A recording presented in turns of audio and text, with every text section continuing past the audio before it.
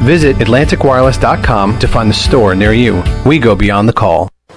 Okay, let's just try not to embarrass ourselves and everything will be fine. Yeah, sure, totally.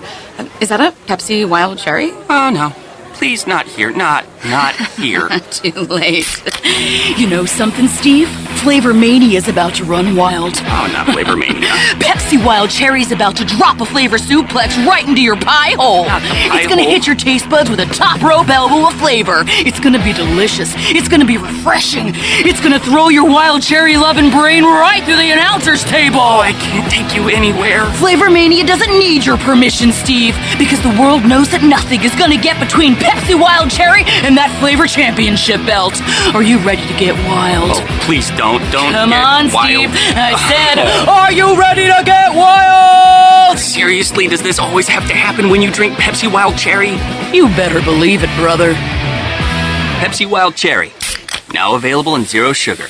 That's what I like. Do you suffer from pain, anxiety, or sleeping issues? Eastern Healthcare has a solution for you. Eastern Healthcare is the premier CBD store with retailer quality products to help with any ailment you might have. They carry nationally recognized brands such as Curative's Delta 8, CBD Distillery, and Charlotte's Web with a wide variety of delivery systems. This is Adam from Eastern Healthcare. Come visit our store at 2245 Stantonburg Road across from Vidant Hospital or call 227-4199. Eastern Healthcare. Wellness starts here.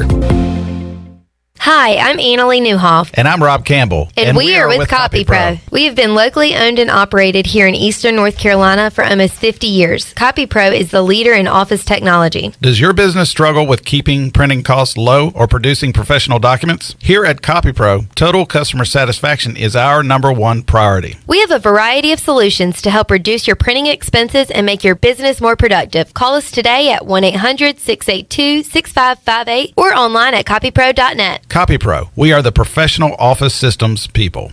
At Jimmy John's, we don't make sandwiches. We make the sandwich of sandwiches.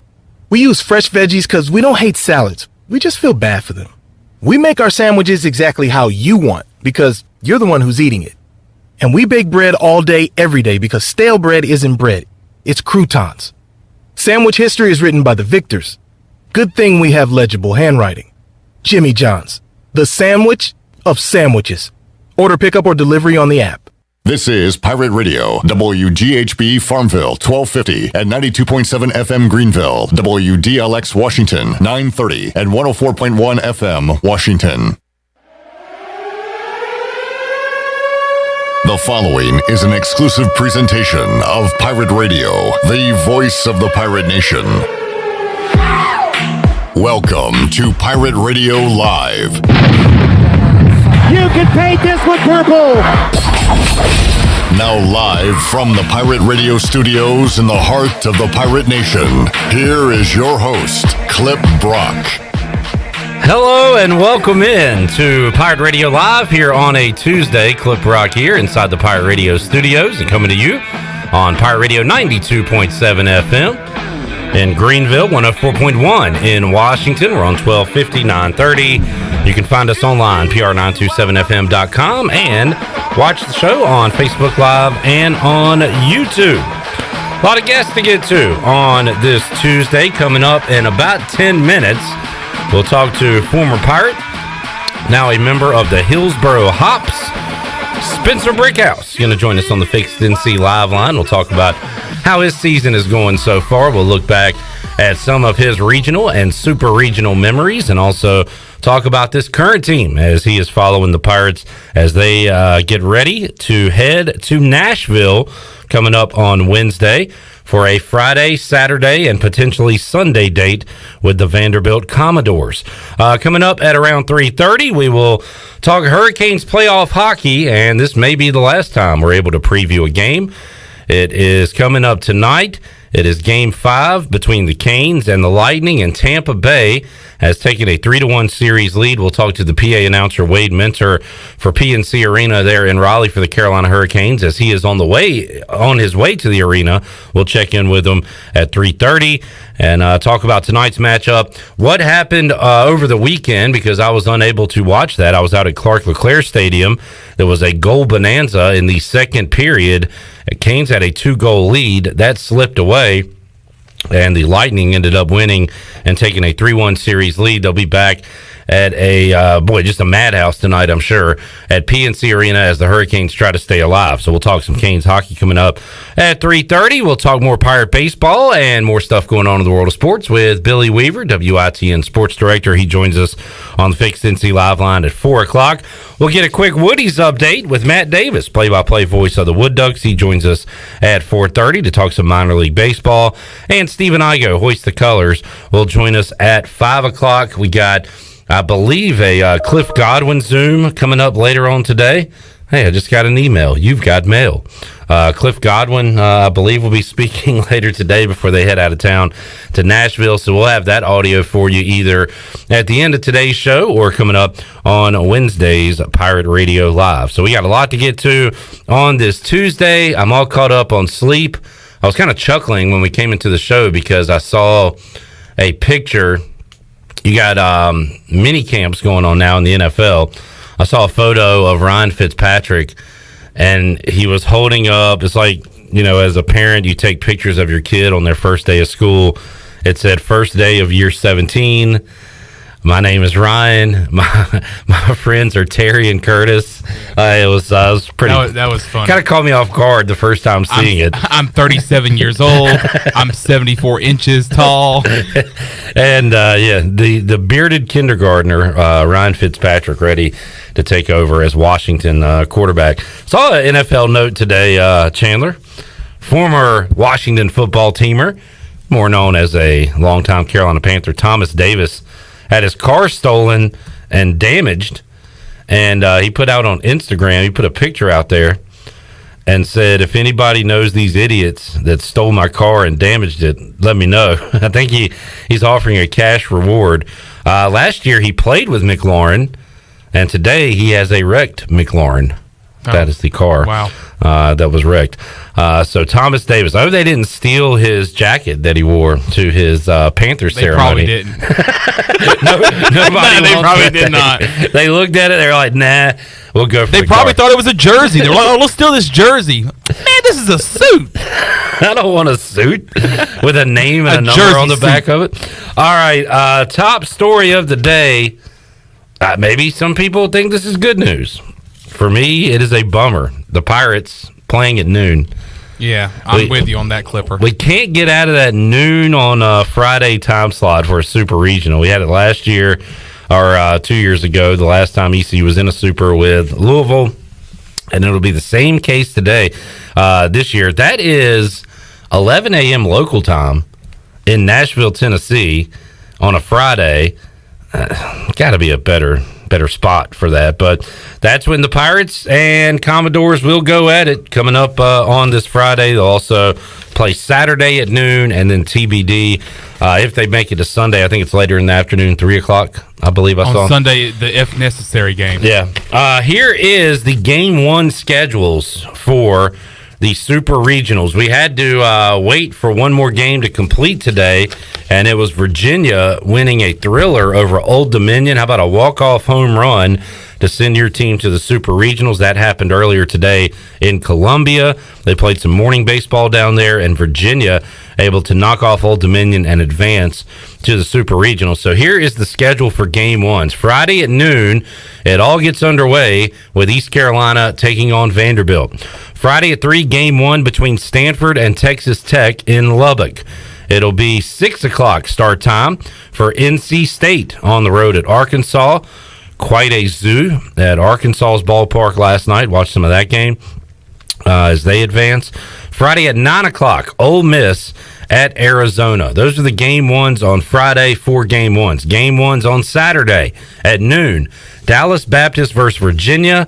I believe this will be in Columbia, if I'm not mistaken. They will play that one there. 2 o'clock on Saturday, Notre Dame at Mississippi State. Saturday at 7 o'clock, SEC battle between LSU and Tennessee. And then Saturday, 9 o'clock, our friends, who are usually our enemies, but our AAC friends, South Florida, will be at Texas. Cliff Godwin in here yesterday cheering on the Bulls. Go Bulls, as Skip Holtz once said. So they're South Florida playing Game 1 just about 2 days after ECU's playing Game 1. to show you the disparity in these schedules. So, hopefully the Pirates are still alive. Hey, hopefully the Pirates have punched their ticket to Omaha before South Florida even plays one game. That would be great. That is a very good possibility that could be the case. So that's the setup. We'll be watching the game here on Friday, and once we go on the air Friday at 3 o'clock, we'll probably still be watching game one of that series. So myself, Chan Man, Shirley will be here. Mike Mullis will join us Friday at 3 o'clock. Might try to push Tony Dunn back a little bit, or if he wants to hang out and watch the game, he's welcome to do so. So we'll be having some fun in here Friday at 3 o'clock as we'll be in the late innings of ECU and Vanderbilt. Game one of the Super Regionals. So there is that. Anything else going on in the world of sports? Shirley, anything on your news desk today? Yeah, this actually just popped up just a couple of minutes ago. Connor Norby and Gavin Williams are two of the 25 semifinalists for the 2021 Golden Spikes Award, which is given to the top amateur baseball player of the year. They're only the second and third Pirates to be named as semifinalists. The only other Pirate that was named a semifinalist was Corey Kemp back in 2008. Oh, yeah, the catcher. And fan voting is going to be part of this. Starting on June 15th, they will allow fans to vote for their favorite player at goldenspikesaward.com. So you can click and vote for Connor or Gavin, and the winner will be named in July. That just came out just a couple of minutes ago from USA Baseball and ECUPirates.com. So we just put that out on our social media. So that is up there. I hate fan voting, by the way. Everybody, you just for anything, you don't vote for what's best. You vote for your favorite, and people can spam it. People can fix it. Remember the playoff game on Nickelodeon when Mitchell Trubisky won the MVP, or it wasn't. It was like MIP. It wasn't even I think MVP. It was MVP, like Nickelodeon Valuable Player or something. Yeah. Just because the guys at Barstool Sports rigged it and got everybody to vote for Mitchell Trubisky. Yeah. So stupid. I'm not a big fan vote guy, but anyway. Go ahead.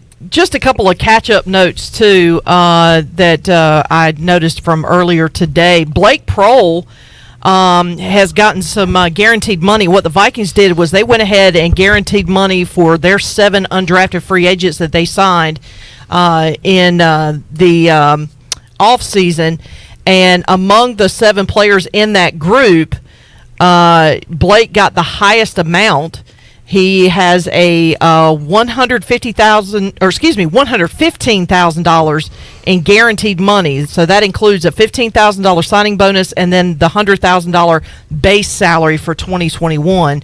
So that's not bad money. Good for him. I guess a pretty good start for Blake. And of course, they are in the midst of OTAs right now. So we'll keep an eye on that. And a former basketball assistant, Doug Wojcik, coached here only for a year from 2017 to 2018.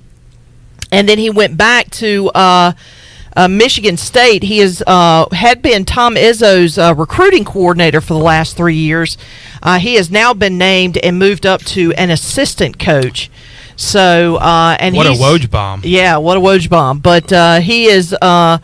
He's officially, I guess you could say, moving to the bench to be a part of Tom Izzo's staff, as they've had to kind of do a little bit of upheaval for the Michigan State basketball team as far as their staff goes. So that came out earlier today. And Mr. Beast, by the way, if you are familiar, YouTube star, also a Greenville native, he made some headlines today. He donated over $27,000 worth of laptops and iPads to East Carolina University for ECU students to use. So cool. Thought that was a pretty cool deal. Trying to, he continues his philanthropy. I can never say that word, philanthropy. You know what I'm saying? Yeah. Anyway. Too close to philandering. Yeah, that's and they're like opposite ends of the spectrum. Yeah. Chandler, would you consider yourself a philanderer or a philanthropist? Philanthropist. Okay, good. All right. Yeah, so And this is going to be this donation is actually to ECU's STEP program, which is housed in Joyner Library. It provides support and resources for students with learning differences. So I thought that was a pretty neat story that came out. All right. Way to go, Mr. Beast. There's going to be a lot of NFL players with different numbers this year, Chandler. You know, they're letting players use like single-digit numbers that normally couldn't. Yep. It's going to be weird to see Julio Jones in a number other than 11. I think more so it's going to be weird to see him in a Titans jersey. But apparently A.J. Brown offered his number 11 jersey to Julio, and Julio said, "No, young buck, you keep it." So, Julio is going to be in a different jersey and a different uniform with the Tennessee Titans. Our next edition of Pirate Radio Trivia is coming up on Thursday. We'll have Pat McGlynn from ECU Communications taking on Chad Moore, Pirate Radio super fan. Chad is a Titans fan, but we'll be doing that on Thursday, so that'll be out soon. You'll be able to watch our latest edition of Pirate Radio Trivia. Got an emergency Pirate Radio podcast coming up with the Press Box guys on Wednesday, so that'll be out coming up later on this week. So, also, by the way, scheduling note, Kevin Ingram going to join us. He's the play-by-play voice for Vanderbilt baseball. We got him on the show on Wednesday, so we'll continue to get you ready for the Super Regional. And right now, we'll get you ready for the Super Regional and talk about what's going on in the life and career of Spencer Brickhouse as he joins us on the Fixed NC Live. Sorry. Yeah, we're going to go to Spencer right now. Oh, I'm sorry. I thought you were taking a break. I'm sorry. Let's get Spencer on. Okay, all right. Let's do that instead. I'm sorry. Spencer, welcome back to the program. How you doing, man? Doing well. Doing really well out here. Spencer, you are doing well, and we'll start with congratulating you. Shirley Rhodes does a great job of keeping up with what's going on with all the former Pirates in minor league baseball. And Shirley, I believe you said Spencer's had a hit in 9 out of his last 10 games, I believe, if that's correct. So, Spencer, you're seeing it pretty well. Talk about your season so far this year and how it's going for you. Started out, I was struggling really bad. Just in kind of a dark place, trying to figure out my swing. Trying to focus on things besides hitting, like trying to be a good teammate and try to focus on defense and helping out the team however I can, just because it wasn't happening in the box for me. But started to try to piece things together, worked at it every day with the hitting coach, trying to look at film and break down the mechanics side of it, and started to figure things out piece by piece, and now it's starting to all kind of fall together. And hopefully I can keep it moving forward to try to help the Hillsborough Hops get some more wins. Yeah, that's fantastic. It certainly is a grind, Spencer, and you know it better than anyone. You know, if you don't get a hit on Tuesday, you got to head right back out there on Wednesday and try again. So that is a key, right? Not getting down on yourself and trying to figure out other ways to help your ball club, and eventually it'll turn around. And it sounds like that's exactly what's happened for you. Yeah, absolutely. You have that sense that every day you have to come back out there, no matter how bad you're feeling. You have to come back out there, and they send out the starting lineup the day before, so you get to mentally prepare yourself to go into the game. But no matter how good or bad you're doing, you have to keep yourself level-headed. And I've tried to focus really hard on whenever I leave the field, just to leave baseball behind. And no matter how good or bad I did that day, just to leave everything behind and just focus on coming back home, doing my routine at night, and waking up and realizing that it's a new day, and whatever happened the day before really doesn't matter. So just trying to keep everything in a day-by-day mindset. Spencer Brickhouse joining us on the Fixed NC Live line. Spencer, it was a special weekend here in Greenville and at Clark LeClaire Stadium, and you've been a part of those special weekends. Were you locked in? Were you able to check out any of the Pirates and their games and winning the Greenville Regional over the weekend? I did. I tried to watch it whenever I could.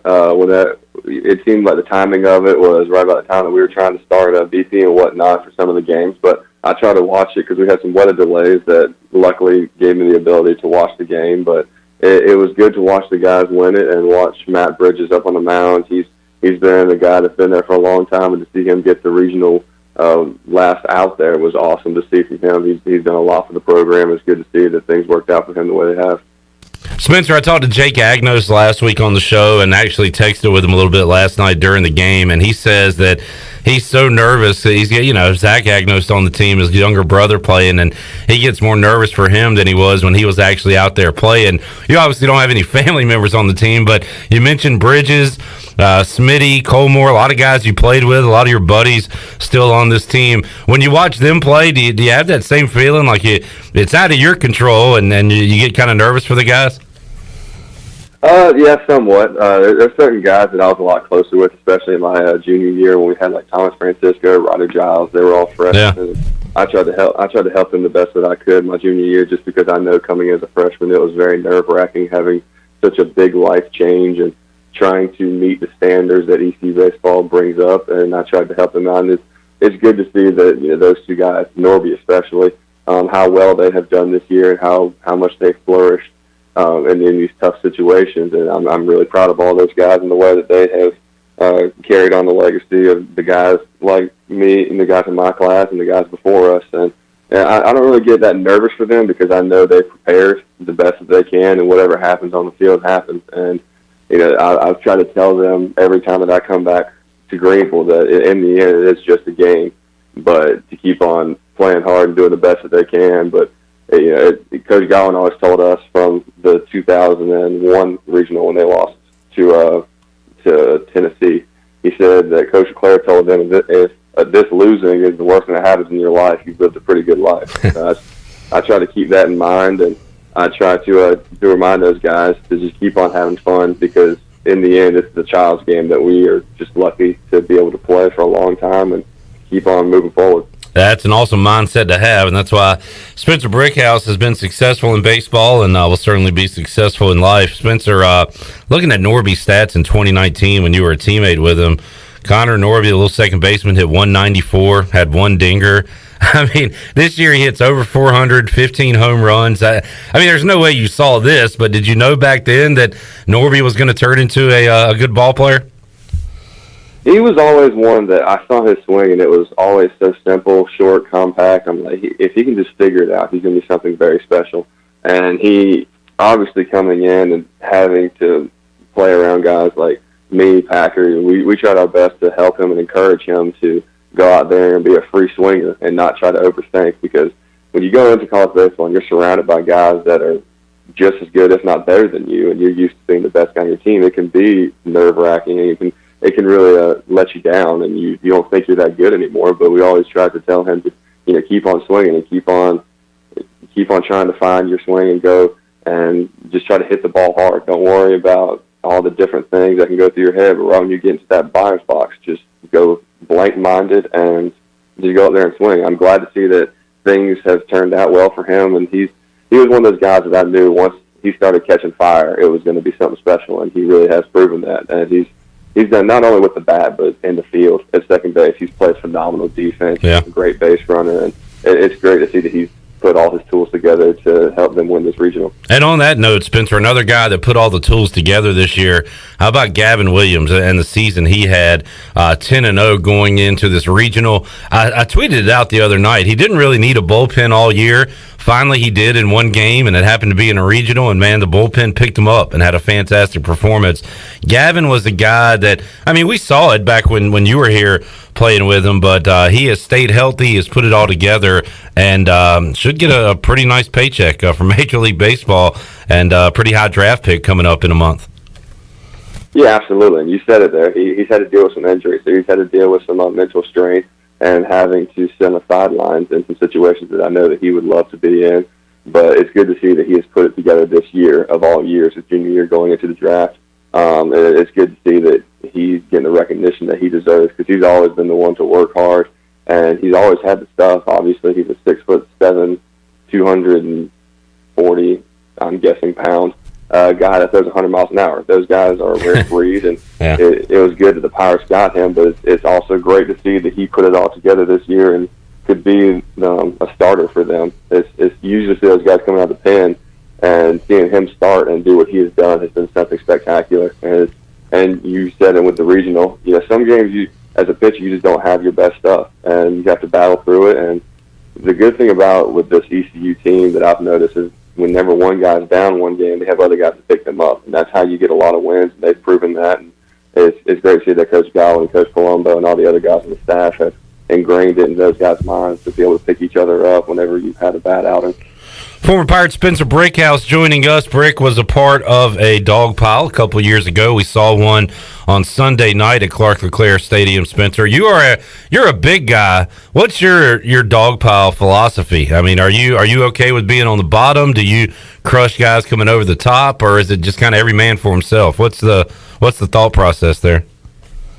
I think in that dog pile, I was at the bottom of the pile at first base, and I went to go tackle the pitcher. And I was at the bottom of the pile. And it really didn't bother me being on the bottom of the pile. It did hurt a little bit when Jake Agnes went about 7 feet in the air and decided to put all of his weight on us. But it was good to be on the bottom. When you have that much adrenaline going, you really don't care where you're at. You're just stuck in the moment, and you're just happy to be where you're at. And you don't think about anything else except for the fact that you just won a regional in front of thousands of ECU fans that are there screaming that you're the best. And it's awesome situation to be in, whether you get a little crushed or whether you're on top jumping on people.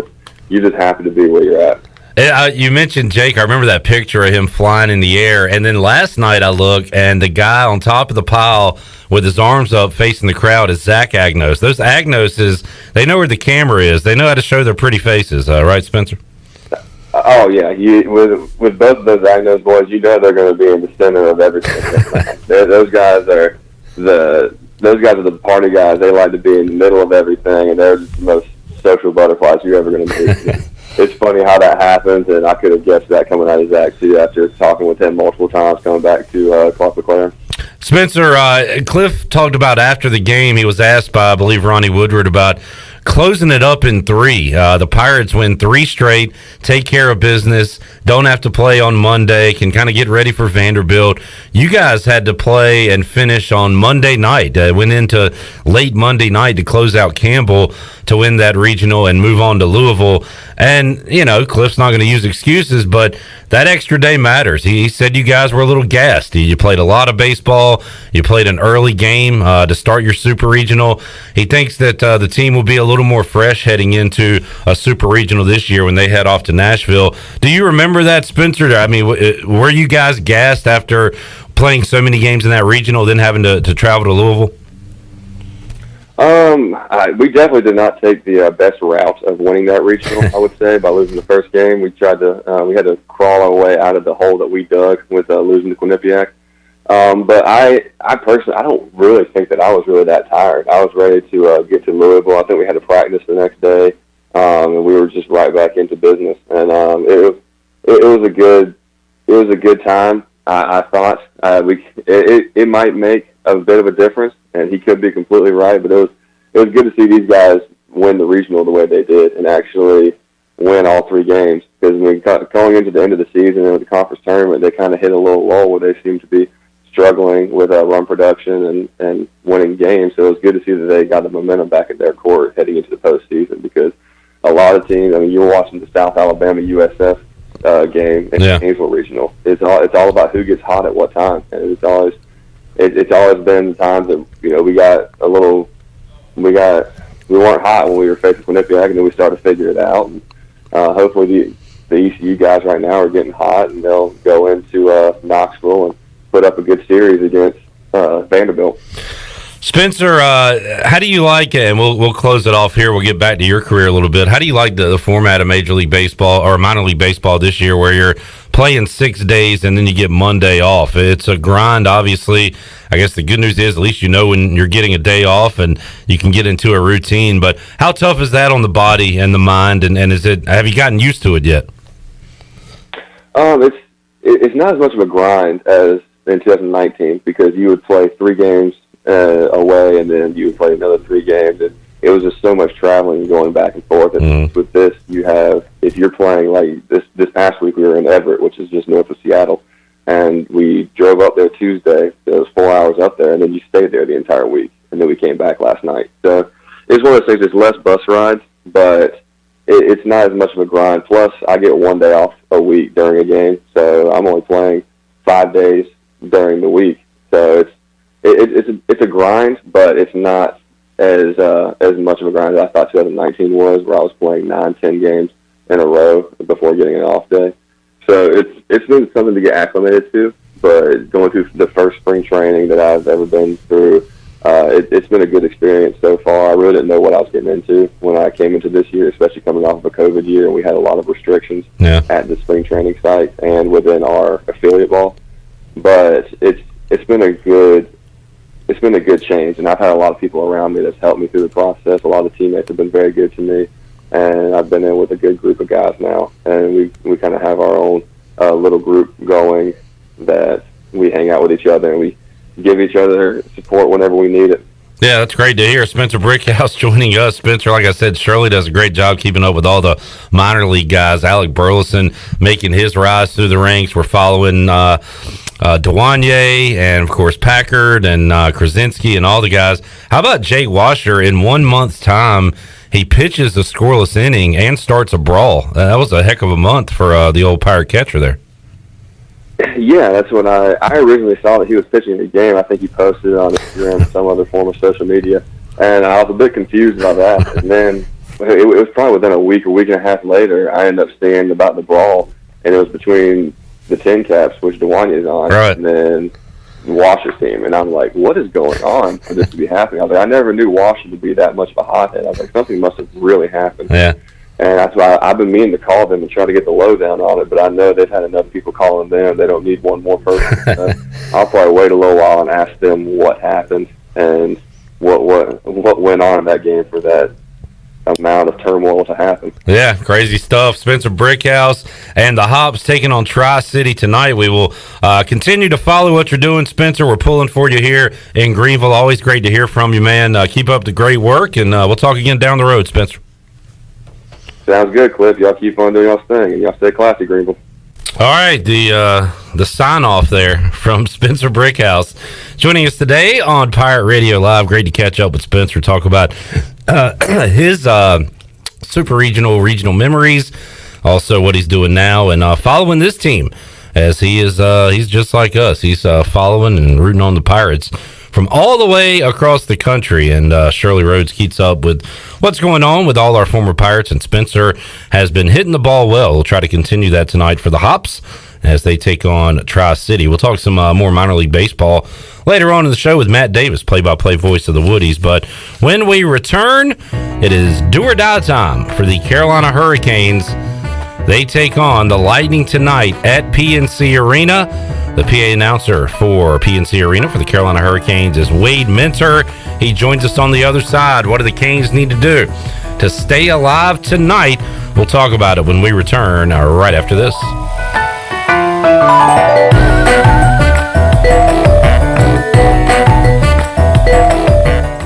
Hey Pirate Nation, this is Gray Williams from the Pitt County Pirate Club, inviting you to join us on Saturday, June 19th for our first annual Cornhole Tournament presented by Miller Lite. There will be 2 divisions to compete in, the Advanced and the Competitive. Each division will have a doubles and a singles bracket. The total payout for the tournament will be $4,800. Hurry, space is limited. Sign up today by going to Eventbrite and searching Pitt County Pirate Club Cornhole Tournament or finding us on Facebook. Go Pirates! Weekends are made for AJ McMurphy's. Start your Sunday fun day at AJ's. AJ's is now serving brunch from 11 a.m. to 2 p.m. and a build-your-own Bloody Mary bar. Enjoy your weekend with live music on Friday night and Saturday night with no cover charge. And you can catch all of the MLB and ECU baseball action on AJ's TVs. See you this weekend at AJ McMurphy's, Turnberry Square at Bells Fork, and on Facebook, Instagram, and Snapchat.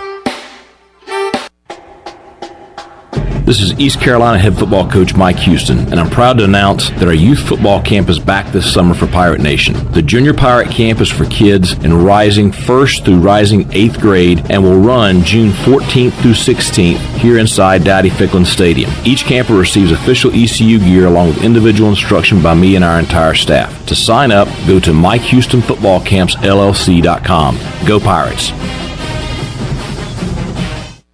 There's no better time to drive away with a quality pre-owned car, truck, or SUV from Greenville Auto World. Greenville Auto World is your authorized rough country dealer. We specialize in lift and leveling kits along with custom wheel packages. Whether you're looking for ground clearance or enhancing the appearance of your vehicle, trust our team for your off-road experience. Greenville Auto World, 3840 South Charles Boulevard across from Hardee's at Bell's Fork, or online at greenvilleautoworld.net.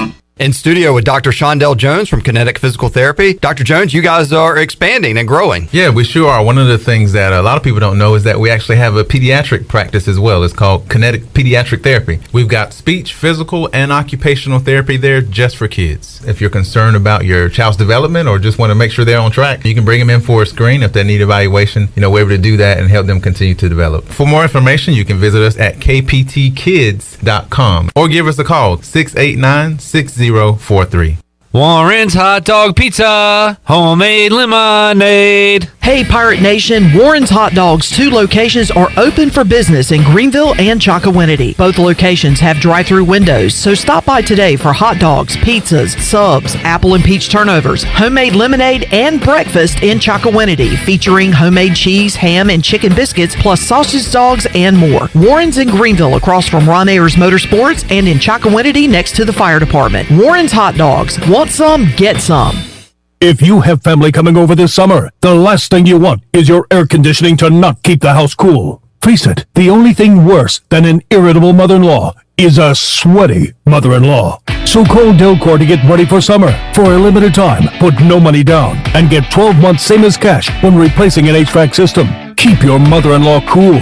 Everybody will thank you. Go to DelcorInc.com or call 252-321-8868. Delcor, the service professionals. This is James Greenleaf, the General Manager of Delcor Heating, Coolant, and Plumbing. If you've been holding off on replacing your AC unit, I urge you to make that decision now. The factories have warned all their dealers that HVAC equipment delays will get worse as demand exceeds production capabilities this summer. Don't wait until the peak of the summer heat to get your equipment replaced. Let's get your home ready now. We have great financing options available, including same as cash, no interest, and no payments for 12 months. Call Delcor at 321-8868 or visit us at DelcorInc.com. Delcor, the service professionals. Pirate Radio. Here it is, a first down. Pirates. The voice of the Pirate Nation.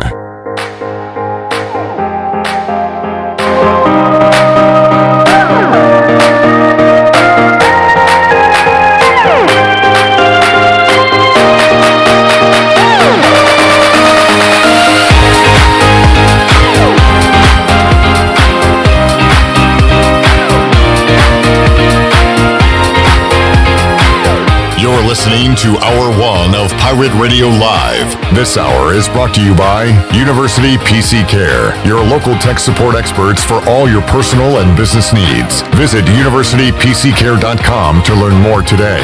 Now, back to the show.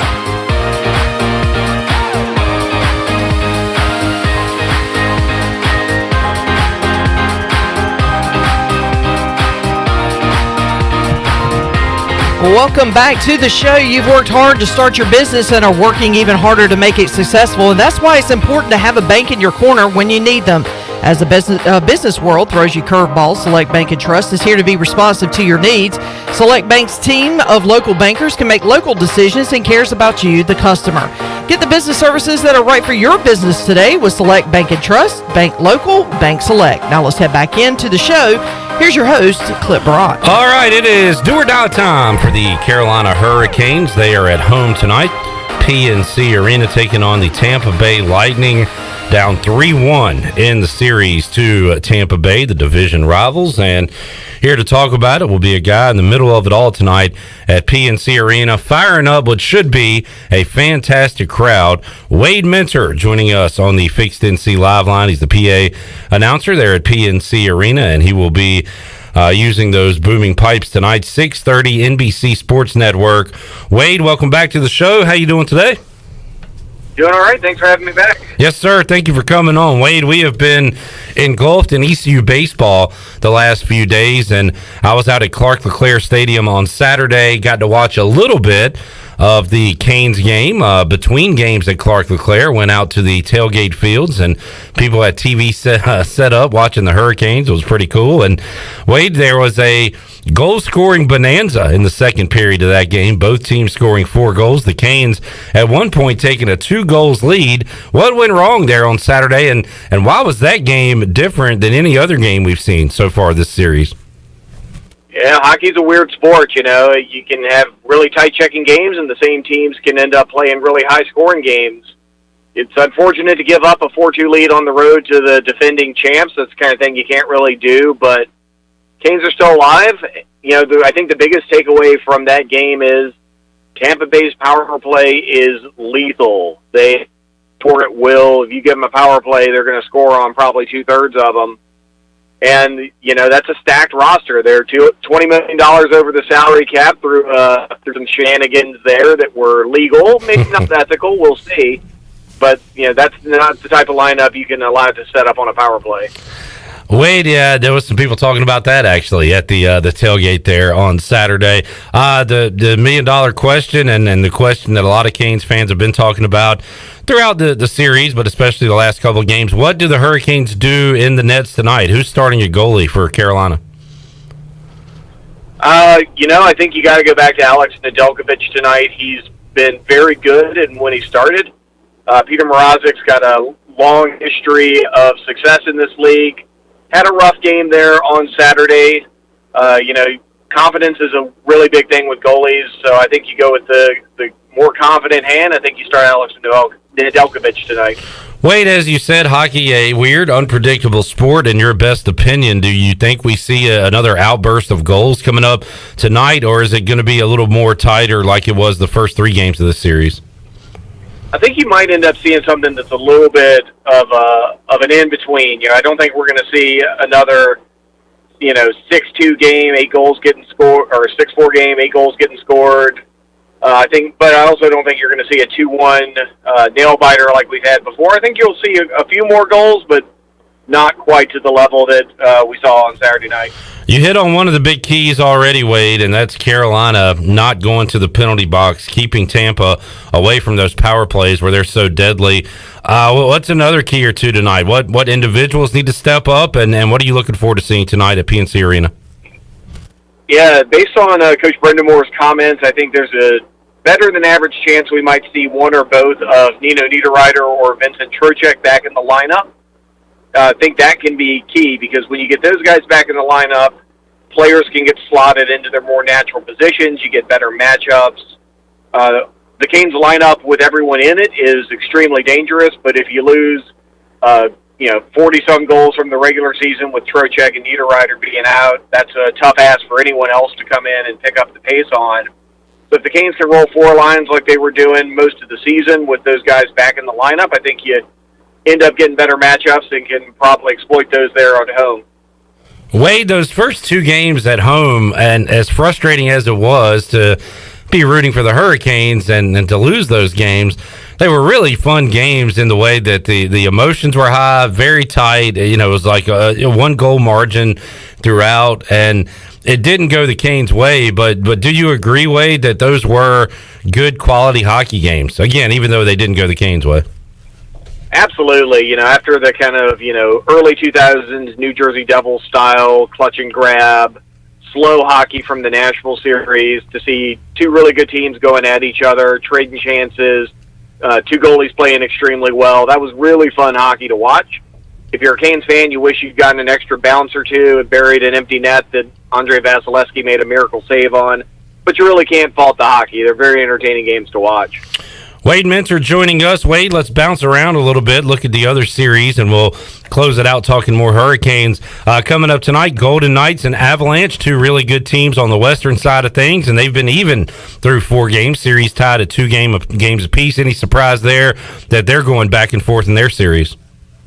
Not at all. They were both tied with the most points in the league for the season, which is kind of tough to do if you're in the same division. And Colorado won the President's Trophy by virtue of a tiebreaker. But if you were going to look at 2 teams and be like, those teams are going to split the first 4 games, that's who you would have picked because they were so evenly matched all year. I think if they're playing well, Colorado's got got the advantage, but Vegas has shown the ability to come back and fight, and I think that's going to be a really fun series to watch.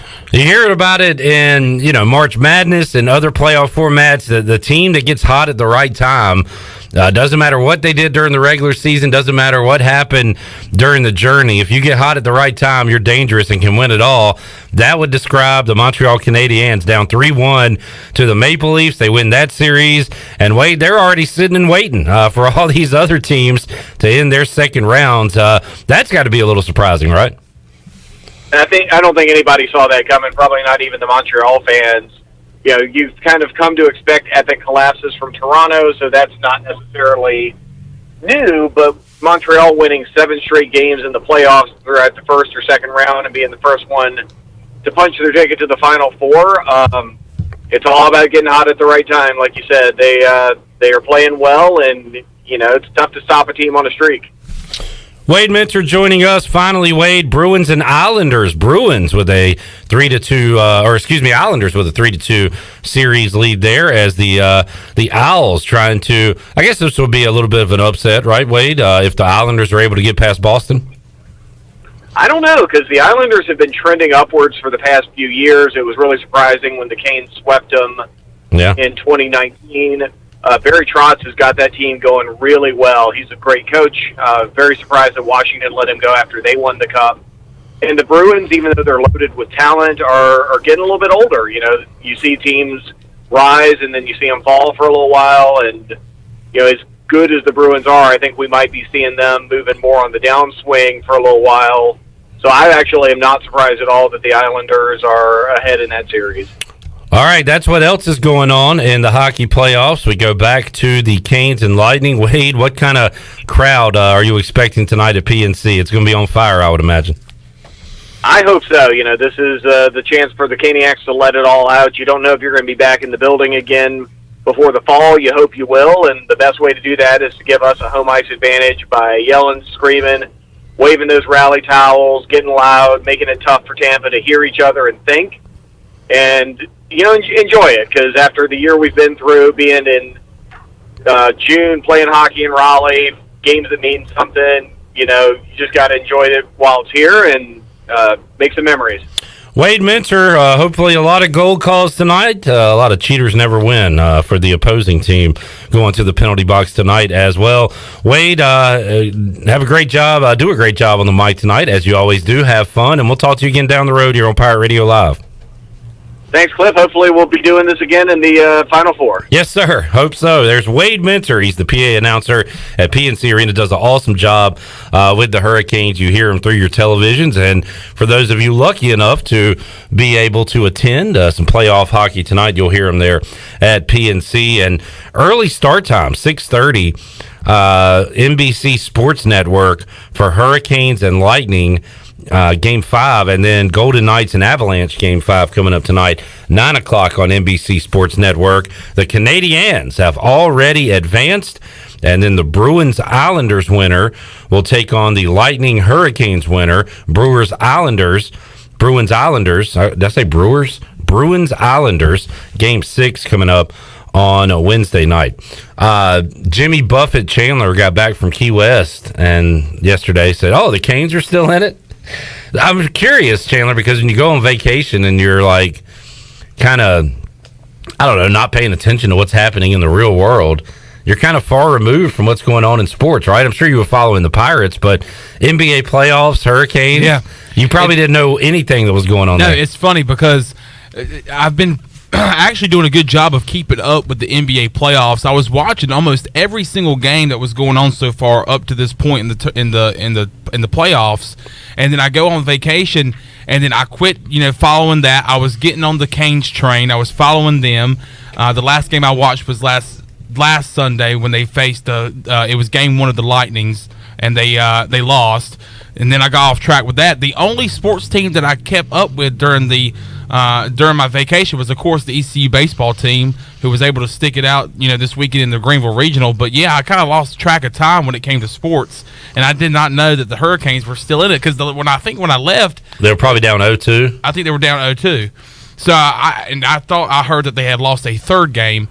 I just kind of. You were on Island Time. I was. Yeah. Nothing else matters. But yeah, I couldn't stay away. I was constantly checking Twitter on Friday and Saturday. So how much? What kind of extracurricular activities did you do there? We did mopeds when we first got there, and we rode them around. And we were probably very annoying because we kept the guy probably shouldn't have showed us where the horn is because we were just going around. Oh, you're like the Vanderbilt whistler. Beep beep beep beep beep beep beep. But the thing about Key West is there's a bunch of chickens in Key West, so we were like ride by those chickens and beat the horn and just kind of watch them fly away. It was fun. So we did mopeds. We also did jet skis on Friday morning. That was a lot of fun. I have my. You kind of look like the guy from Tiger King that's on the jet ski at the end. Fun fact, and I'm going to tell my kids this when I grow up. I have my boater's license in the state of Florida. Here's the thing: you've got to take an exam. I failed the exam the first time. But guess what? I redeemed myself, and I got it the second time, baby. Did you do this? How do you fail the boating exam? Well, but hold on. Before you get there, so you did this past weekend? Yes. You took the exam. How long did the exam take? Oh, it was a 25 question exam, and you failed. Well, here's the thing. I graduated. I thought I was done with taking tests. She gives me a pamphlet and says, "Read this." Guess what I didn't do? I didn't read that pamphlet. I probably read the first 2 pages. So I thought, this has got to be common sense. You could not get more than 7 or 8 wrong, and I got I think 8. So I think you couldn't get more than 7. So I got 8 wrong and I failed it. Well, I got it back the second time.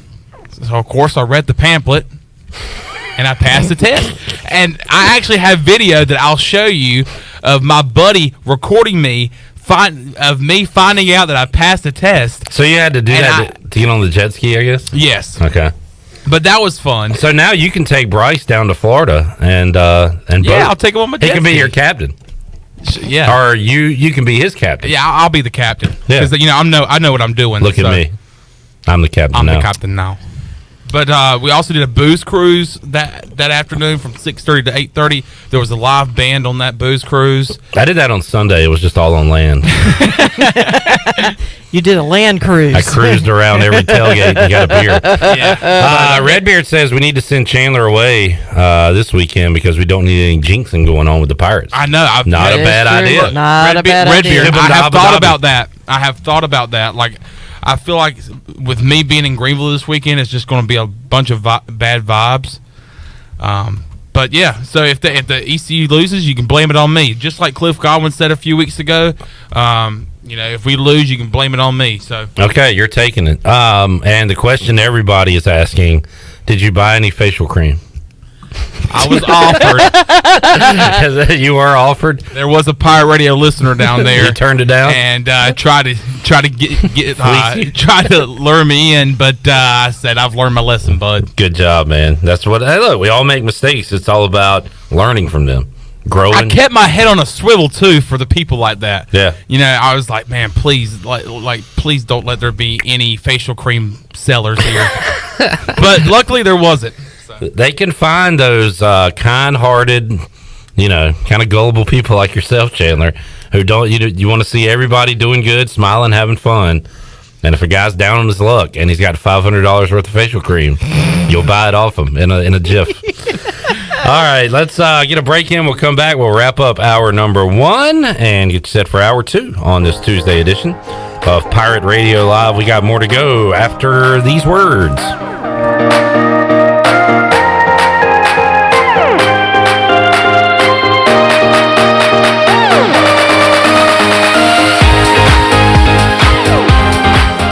Great food, great atmosphere, and great service is Ottavola Market Cafe. Ottavola is simply a restaurant that focuses on that, being a great restaurant. There's something for everyone at Ottavola. The menu offers a variety of great choices like pastas, pizzas, sandwiches, soups, salads, and seasonal rotating selections. Lunch or dinner, Ottavola is always the right call. Call ahead and get Ottavola to go, or stop by the bar for a drink with friends. It's simple. Come and eat at Ottavola Market Cafe, Red Banks Road next to Food Lion, and OttavolaMarket.com. Ottavola, Pirates supporting pirates.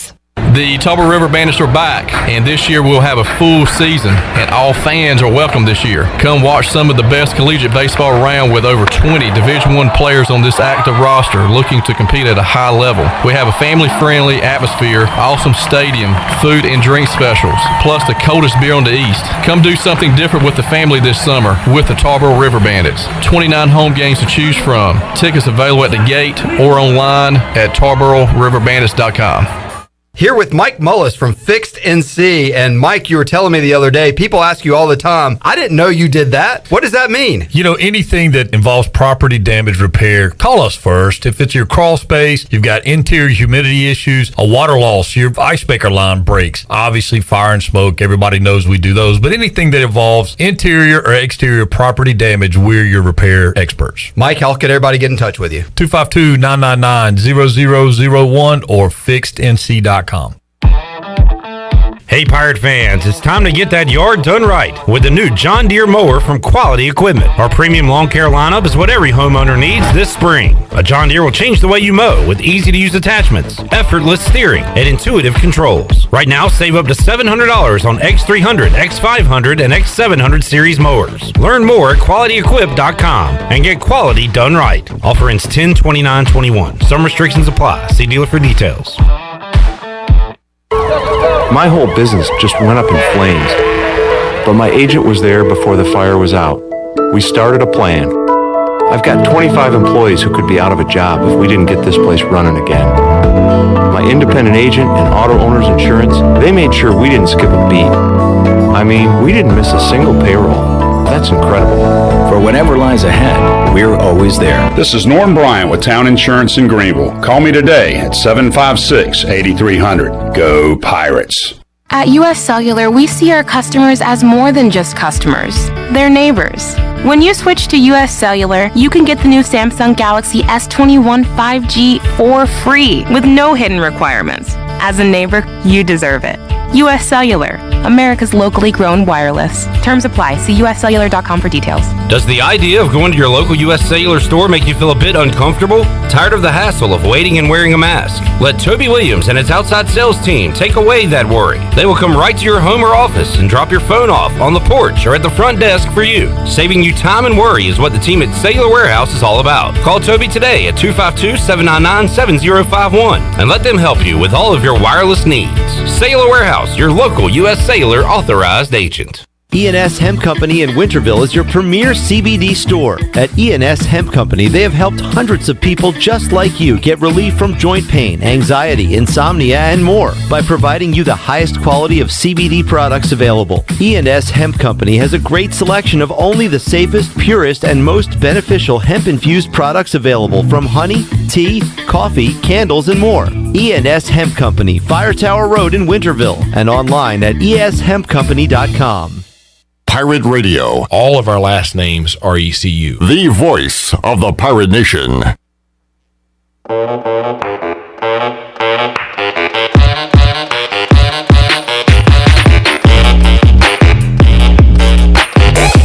You're listening to Hour 1 of Pirate Radio Live. This hour is brought to you by University PC Care, your local tech support experts for all your personal and business needs. Visit universitypccare.com to learn more today. Now, back to the show. Welcome back. Are you in outside sales and looking for an opportunity to increase your earning potential? Well, CopyPro has been in Eastern North Carolina for over 45 years and continues to grow each year, and they are in need of more sales professionals with a desire to potentially make a six-figure income.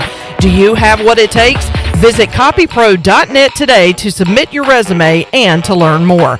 And as we head back into the show, a quick note clip. There's been an announcement that there is going to be a super regional send-off for the baseball team coming up tomorrow morning at 11:30 at the parking lot of the Clark LeClaire Stadium. Parking is going to be available in the Williams Jungle and Burt Family Premium lots. So if you want to go and wish the Pirates well, 11:30 tomorrow morning in the parking lot. Clip. All right, I will be there trying to capture some audio from players, coaches, and fans as well. So I'll check you out 11:30 on Wednesday, just outside of Clark LeClaire Stadium. We had to wait to see ECU's game time and first pitch time and game day for the other regionals to wrap up. And that happened on Monday. Mississippi State knocking off Campbell and a tight one there. The Bulldogs advancing. South Alabama beat South Florida, but South Florida came back the game after that and won 6-4 to advance to a super regional. Ole Miss beat Southern Miss 12-9 in a good one. Dallas Baptist came all the way back, scored 8 unanswered runs to beat Oregon State and advance. It was Arkansas 6-2 over Nebraska, as they got some late runs. They were trailing in that game. LSU beat Oregon 9-8 was that final, and then it was Stanford over UC Irvine 11-8 late night. So that sets up the super regionals. Once again, ECU 12 noon taking on Vanderbilt, coming up on Friday in Nashville. At 3 o'clock, game one between Stanford and Texas Tech. 6 o'clock, it'll be the Wolfpack of NC State on the road at number 1 Arkansas. And then Friday at 9, Ole Miss at Arizona. On Saturday at noon, Dallas Baptist will take on Virginia at 2 o'clock on Saturday. Notre Dame and Mississippi State. LSU and Tennessee go at it. SEC action Saturday night, 7 o'clock. And then South Florida at Texas play game 1 Saturday at 9 p.m. Game 2 for ECU will be Saturday at noon. So they'll play Friday at noon, Saturday at noon. A game 3 will be Sunday afternoon if necessary. And looking forward to seeing what Cliff Godwin has to say. He had a great appearance on Pirate Radio Live earlier or on yesterday.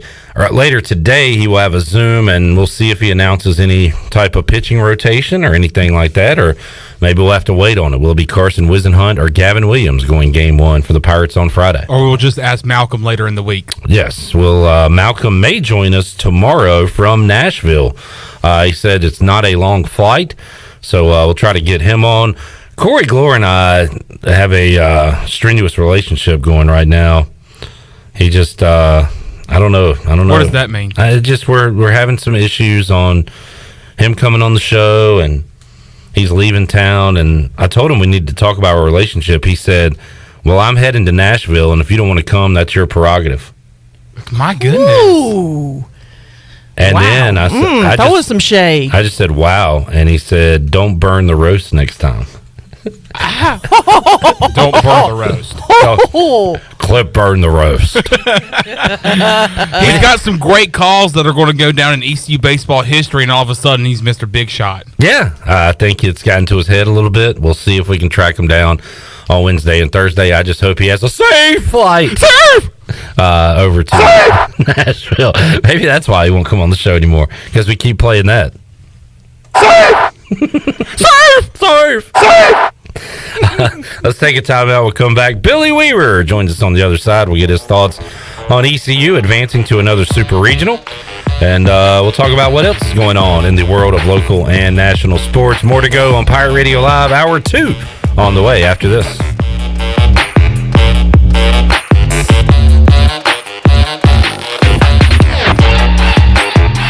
The Pirate Radio Podcast. Co-author of Stick Together, a simple lesson to build a stronger team. She is Kate Lavelle. It's like a study book.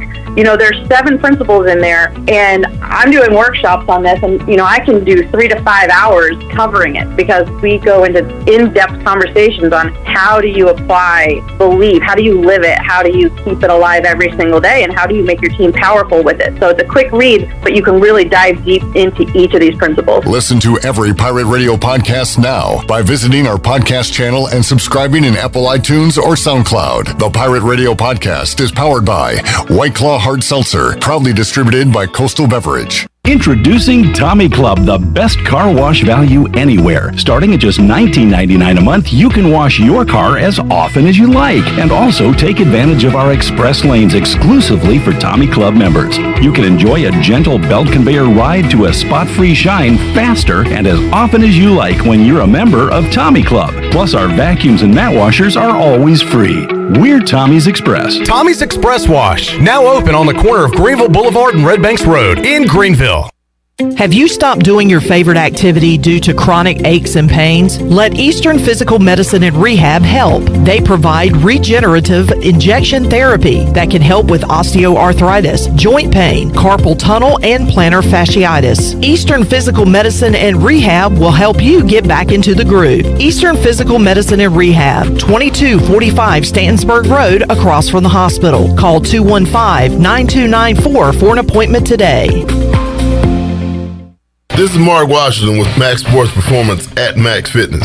Our facility has reopened and is following all safety protocols. The best thing you can do to strengthen your immune system is, of course, to work out and exercise on a regular basis. I can assist you as your performance coach. You can also enjoy the benefits of a private facility. Avoid the crowds and work out at Max Fitness. Now is the time to get healthy. Max Fitness, just off Highway 43 in the old Ace Hardware building behind Speedway in Greenville. Call me, Mark Washington, 902-4877.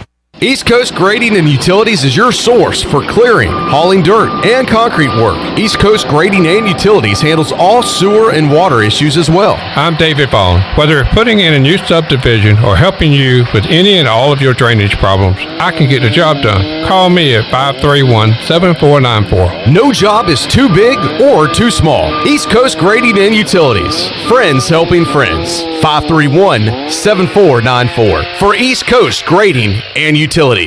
With rates being historically low, now is the best time to buy or refinance your home. This is Talbot Green with Angel Oak Home Loans. Now is the time to take advantage of the opportunity to buy more home or refinance your current mortgage. The combination of our local team's experience and Angel Oak's wide offerings of products from standard conventional, government, and portfolio loans has something for most financial situations. For more information, call Talbot Green, Joanne Weir, or Wanda Hager at 751-2060. NMLS 1719250 and 685-842. Equal housing lender. Have you ever seen those exotic aquariums like the guys do in Las Vegas on television? You ever thought about having one of these aquariums in your business? It's more affordable than you think. This is Hal Pruitt with rentafishtank.com. We can make having an aquarium in your business turnkey with no work, cleaning, or hassles for you. Rentafishtank.com creates a relaxing atmosphere and keeps children occupied. Rentafishtank.com already services many dental, pediatric, and doctor offices, plus hospitals and senior living centers. Check us out at rentafishtank.com. Guess what, Greenville? Calzones are back. Community Calzone is the only restaurant in town specializing in calzones. Choose from over 50 different calzones, or you design your own with unlimited options, including vegetarian. Community Calzone also features wings, huge salads, and more. Plus, they deliver to almost everywhere in Pitt County. Located on Greenville Boulevard next to Ashley Furniture Warehouse, they're open for lunch, dinner, and late night for dine-in, pickup, or delivery. It's Community Calzone. This is Pirate Radio, WGHB Farmville, W224EI Greenville, WDLX Washington, and W281CH Washington.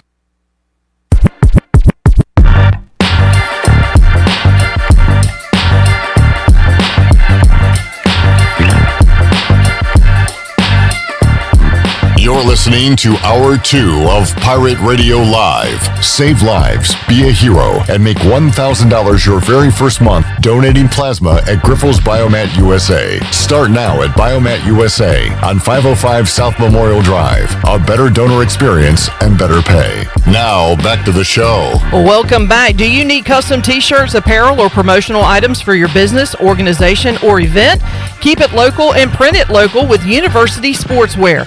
Contact them today at universitysportswearenc.com, the official sportswear provider of Pirate Radio for 18 years. Now let's head back into Pirate Radio Live. Here's Clip Brock. Back with you on PRL here on a Tuesday. Coming up later this hour, we'll talk some Woody's baseball with Matt Davis, play-by-play voice of the Down East Wood Ducks. Stephen Igoe joins us at 5 o'clock, and we'll open up the Pirate Radio booty bag and make you a winner coming up in the 5 o'clock hour. Right now, we'll head out to the Fixed NC Live line and talk to WITN Sports Director and owner of Billy's Beach Breakfast. He is Billy Weaver joining us. What's up, Weave? Busy. I'm working 7 days a week. You want to get a plug in on what you got going on right now? Yes, sir. If you were down on the beautiful Crystal Coast, and in the Indian Beach Salter Path area, which is in the middle of the island, and you want some breakfast on Friday, Saturday, or Sunday, come get a sausage, egg, and cheese bagel, or a sausage, egg, and cheese, or bacon, egg, and cheese burrito, or you can get all that on an English muffin. We got bagels and cream cheese, hot coffee, and drinks. Come by and see us. We're right beside the Scoops Ice Cream Shop in front of Anchor Pizza, so anybody that's familiar with that area knows where it is, so you don't have to take the 15 to 20-minute drive into Atlantic Beach, or the other way, 15 or 20 minutes into Emerald Isle to get breakfast. You can get it right there and get out on the beach or on the boat quick. Billy, that's cool stuff, man. And this is something you don't just wake up one morning and say, I'm going to do this. I'm assuming this has been thought about and planned about for a long time. So when did you first start thinking about doing something like this? Well, I had a place down in Atlantic Beach for I think 6 or 7 years, and I'm a big breakfast guy. When I wake up, it doesn't matter what time it is. When I wake up, my first meal has to be breakfast. I can't wake up and go get a burger or pizza. It doesn't feel right. When I was in Atlantic Beach, it wasn't a problem. You go to McDonald's or Bojangles or one of the breakfast places there. Four Corners is a big place down there for people to go. But when I moved down to Salter Path, which is in the middle of the island, there's nowhere to get breakfast. No place at all. So I had to drive 20 minutes either way. That's a 40-minute drive into Atlantic Beach, or 40 minutes back and forth the other way into Emerald Isle to go get something. And I got tired of it. You know, when you go down there for the weekend, you don't want to bring eggs, bacon, milk, bread, all that stuff, because you're only there for a couple of days, because then you're either going to have to eat it all, throw it away, or take it back, and it's just a pain. If you're down there for a week or so, you might do that, but most people go down there for a weekend and, just want to grab a quick sandwich. They don't want to spend 40 minutes in the car. They want to get out on the beach, want to get on the boat, and they want to do some fun stuff. They don't want to do that. So it was a no-brainer. It was something that was desperately needed. Some people had said, hey, we need breakfast down here, and I said, well, let's do it. And so that was the easiest way to do it. Good stuff. Billy Weaver joining us, Billy's Beach Breakfast. She said Friday, Saturday, Sunday, Weave, you guys are operational? Yep, throughout the summer, 7 to 11 a.m., and that's what we're going to start with now. And, we may expand days and hours just depending on how popular it is. And cool. We're going to start off small menu, but it's really good stuff, and we've had great feedback so far. All right, we'll definitely come check you out this summer. Billy Weaver joining us. Crowds are back, sports are back, everything is back, and what a scene it was at Clark LeClaire Stadium over the weekend. I was lucky enough to work the event and just be a fan at the event, and it was awesome, Weave, and what was even more awesome, to play on the field. ECU taking down Norfolk State, Charlotte, Maryland 3 days in a row. And they will be advancing to the Super Regionals to take on Vanderbilt. But, man, what a weekend of baseball for the Pirates. Yeah, and it wasn't easy by any means. A lot of people looked at that regional and said, this is an easy regional for East Carolina. But, Cliff Godwin summed it up great. He said these teams wouldn't be here if they weren't good. And that showed. There were some very good teams in that regional with Norfolk State. They were a good team, good solid team. Of course, Charlotte and Maryland, both very good teams as well.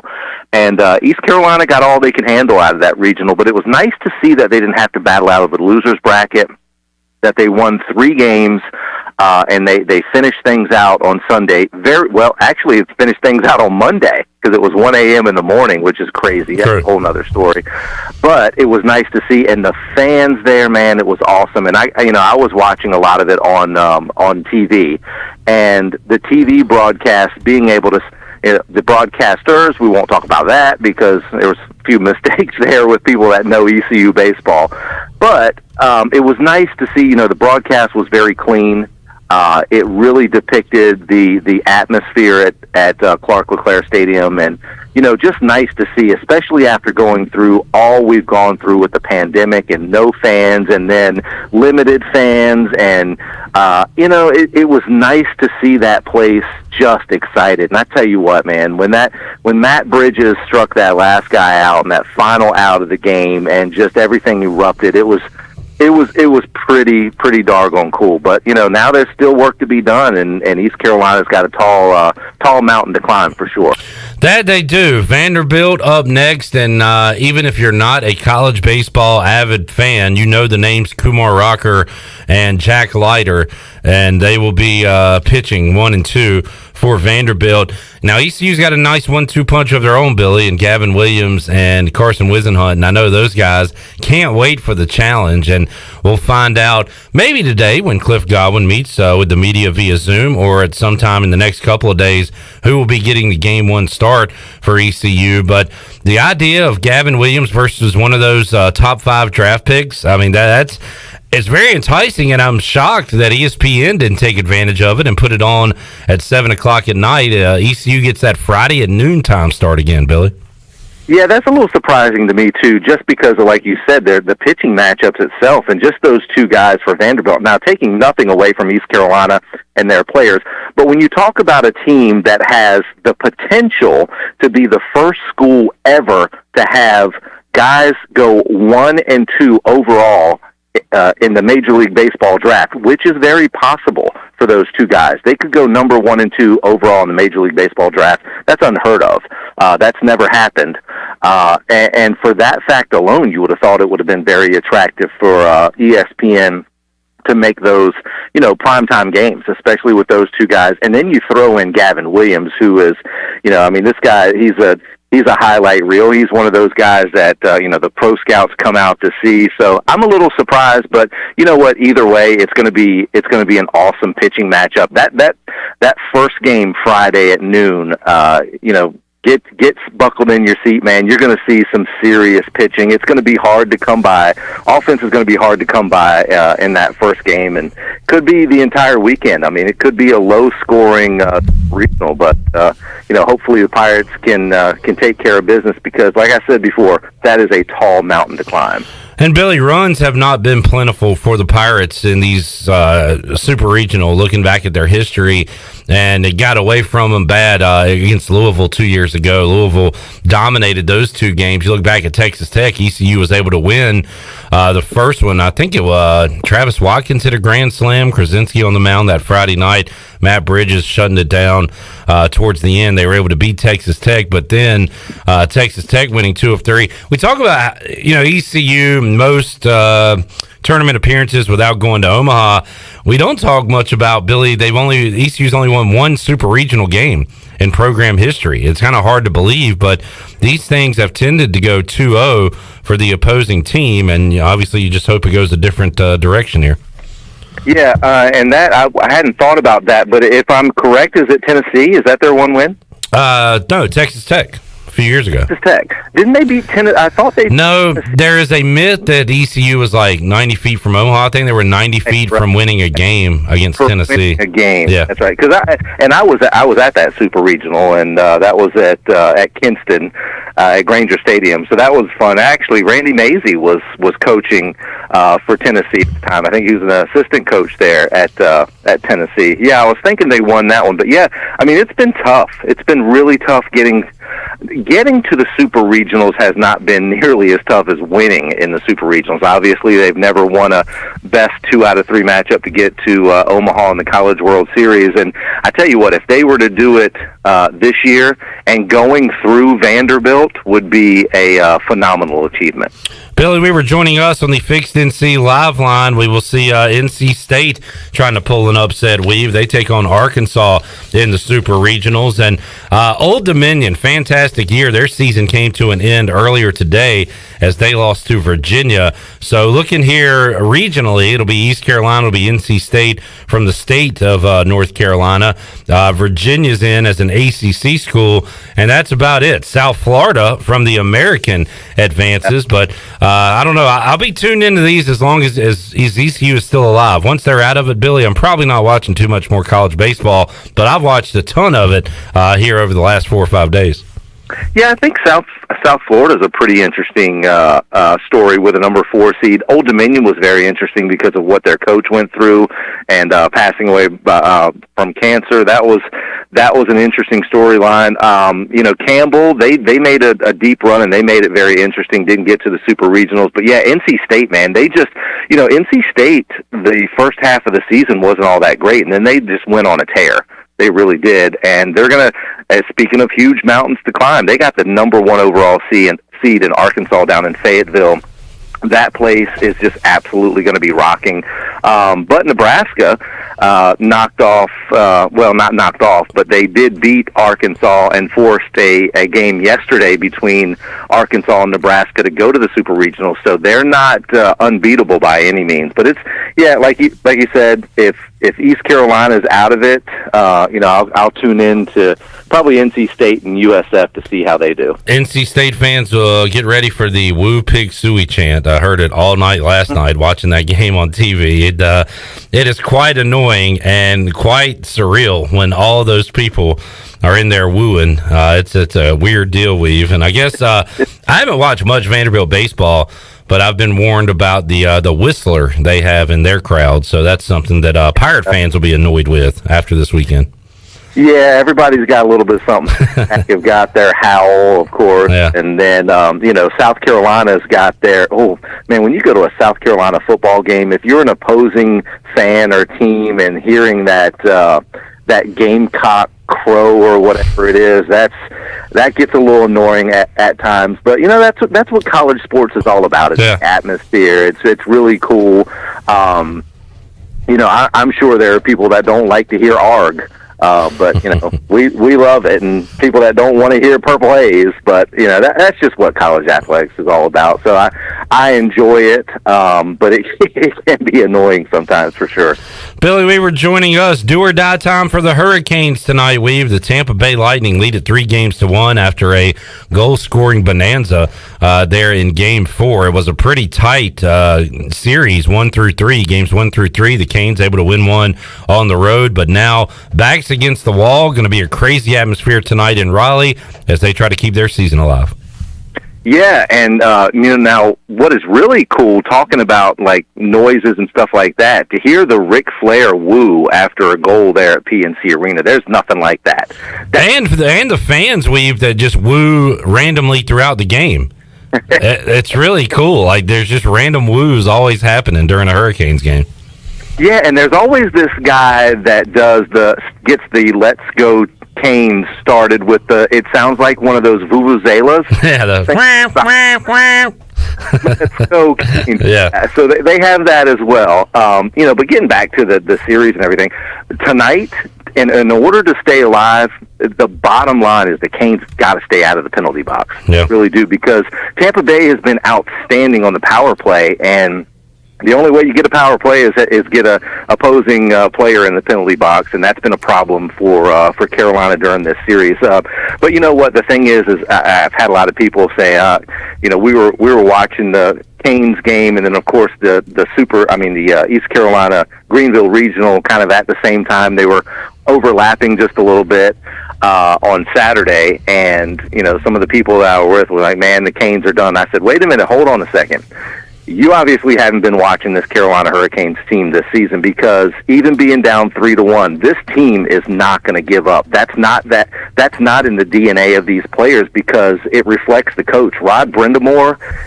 These guys will literally go through a brick wall for that guy. So let me tell you what, the Canes, they may end up losing this series, but they are certainly not going to go down without a fight. Billy Weaver joining us on the Fixed NC live line. Thought our guy Chase Elliott had a shot there on Sunday, Weave, but it was Kyle Larson continuing his fantastic 2021, coming back off suspension.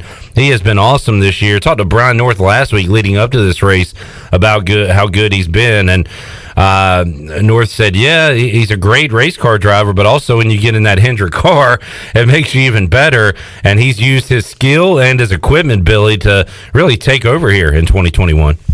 Yeah, Hendrick Motorsports has just been outstanding this last month or so. 4 consecutive race winners, and they've finished 1 and 2, I think 3 or 4 races consecutively or whatever, and they are on a roll right now. And what I thought was really cool is, Kyle Larson and And Chase Elliott, with all the road course races that are on the schedule for NASCAR right now, those guys are going to stack up a lot of wins because they're really hard to beat. I mean, they really are. And what I thought was really cool is that the first time Kyle Larson had ever gone to Sonoma Raceway was during a practice one time, and supposedly he was a kid, and he showed up to Sonoma during practice, decked out all in his Jeff Gordon gear. And of course, Jeff Gordon was a great road racer, and Chase Elliott's he's going to overtake him, of course, especially with more road course races on the circuit now. He'll overtake Jeff Gordon for most wins in a road course race. But I just thought that was kind of cool that here, however many years later, he comes back and wins at Sonoma. So it was really cool. It's great for Hendrick Motorsports, and I tell you what, that team is just rolling right now. I don't think if you're a betting person, bet on anybody that's in one of those Hendrick cars for sure. Billy, it's very strange to look at the NASCAR schedule right now. If you woke up out of a brief coma and looked at the schedule, you would think you were looking at something different. All-Star race in Texas this Sunday. Sunday at 6, the All-Star Open race, the All-Star race at 8 o'clock. Next week in Nashville, a new track back on the NASCAR circuit. So first, we'll talk about that next week, Billy, but the All-Star race in Texas, is that a touchy subject to you, that it's out of Charlotte, or are you okay with them moving it to Texas?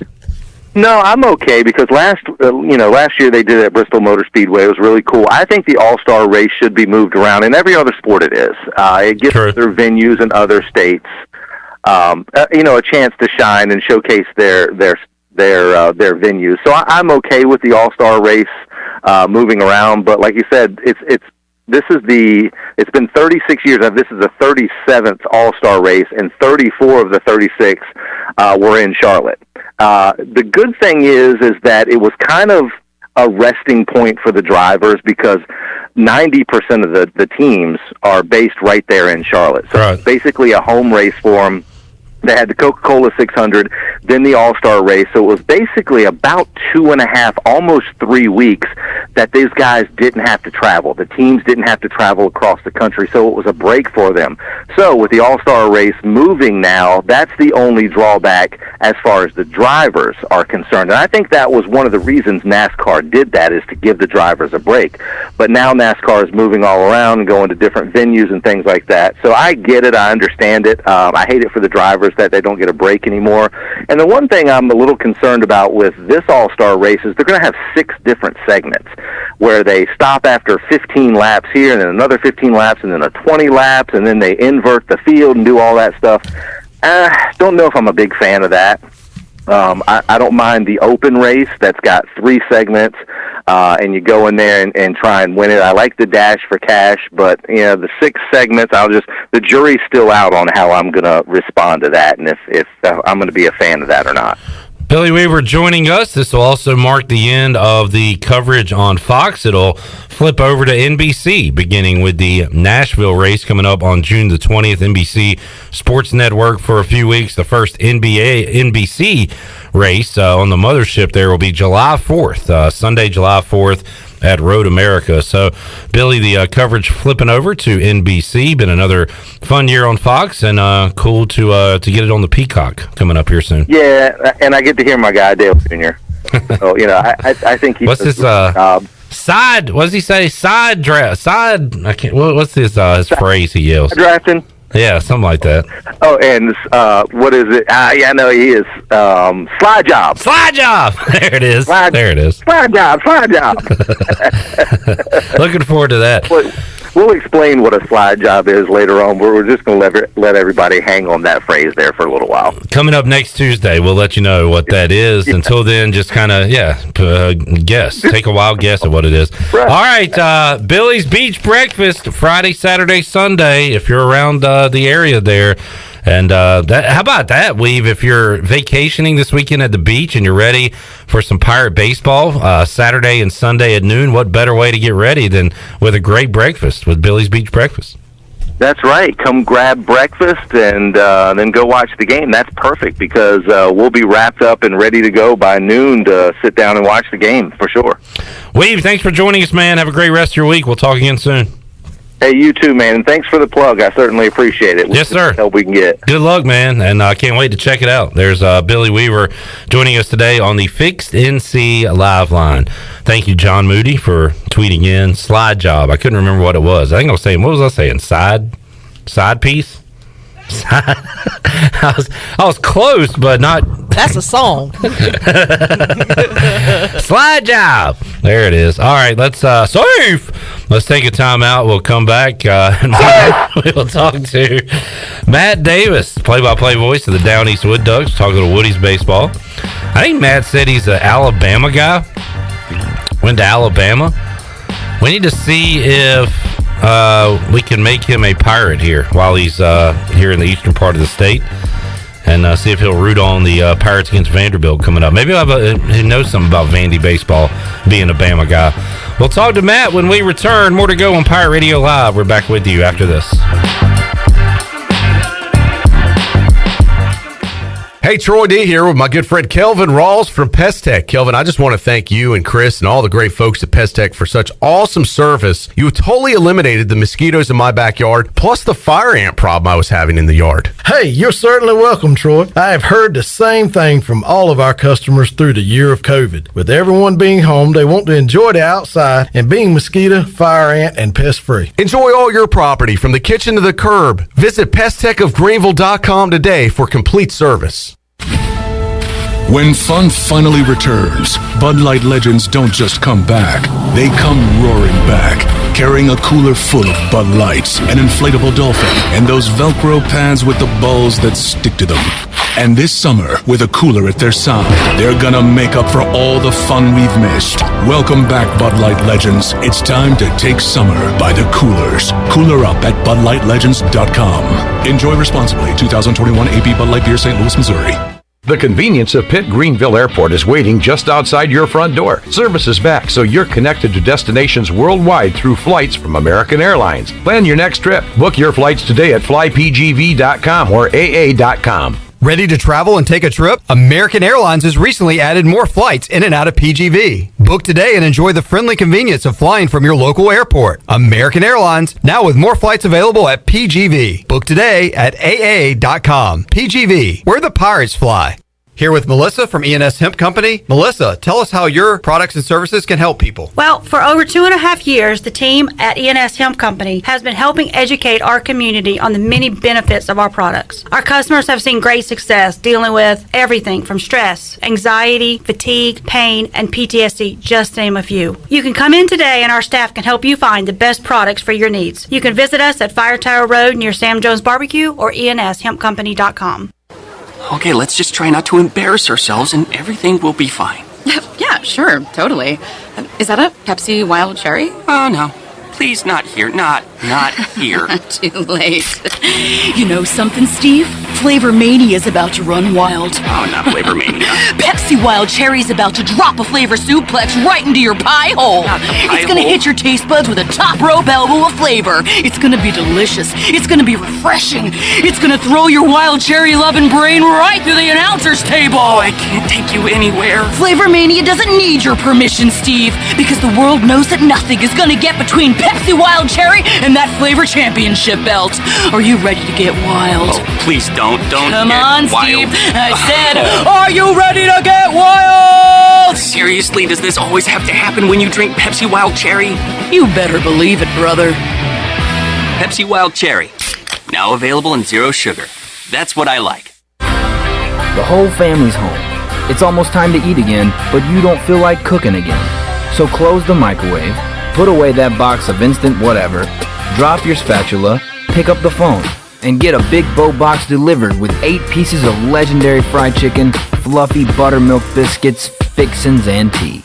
Because no one ever said a home-cooked meal has to be cooked at home. Just tap your favorite delivery app for a big bow box at your front door. It's bow time.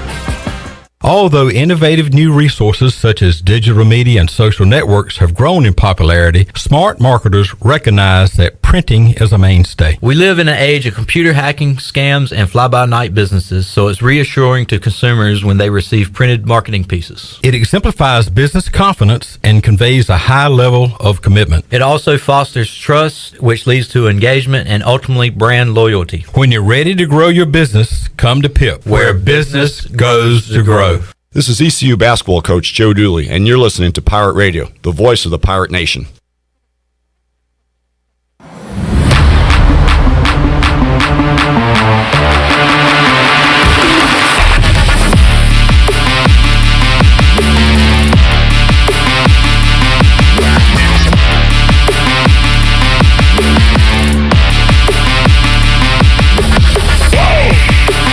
You're listening to Hour 2 of Pirate Radio Live. Save lives, be a hero, and make $1,000 your very first month donating plasma at Grifols Biomat USA. Start now at Biomat USA on 505 South Memorial Drive. A better donor experience and better pay.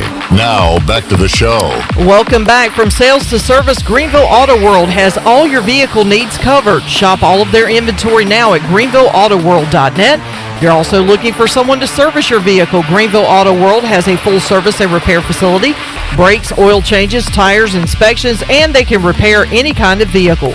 Greenville Auto World across from Speedway at Bells Fork and online at greenvilleautoworld.net.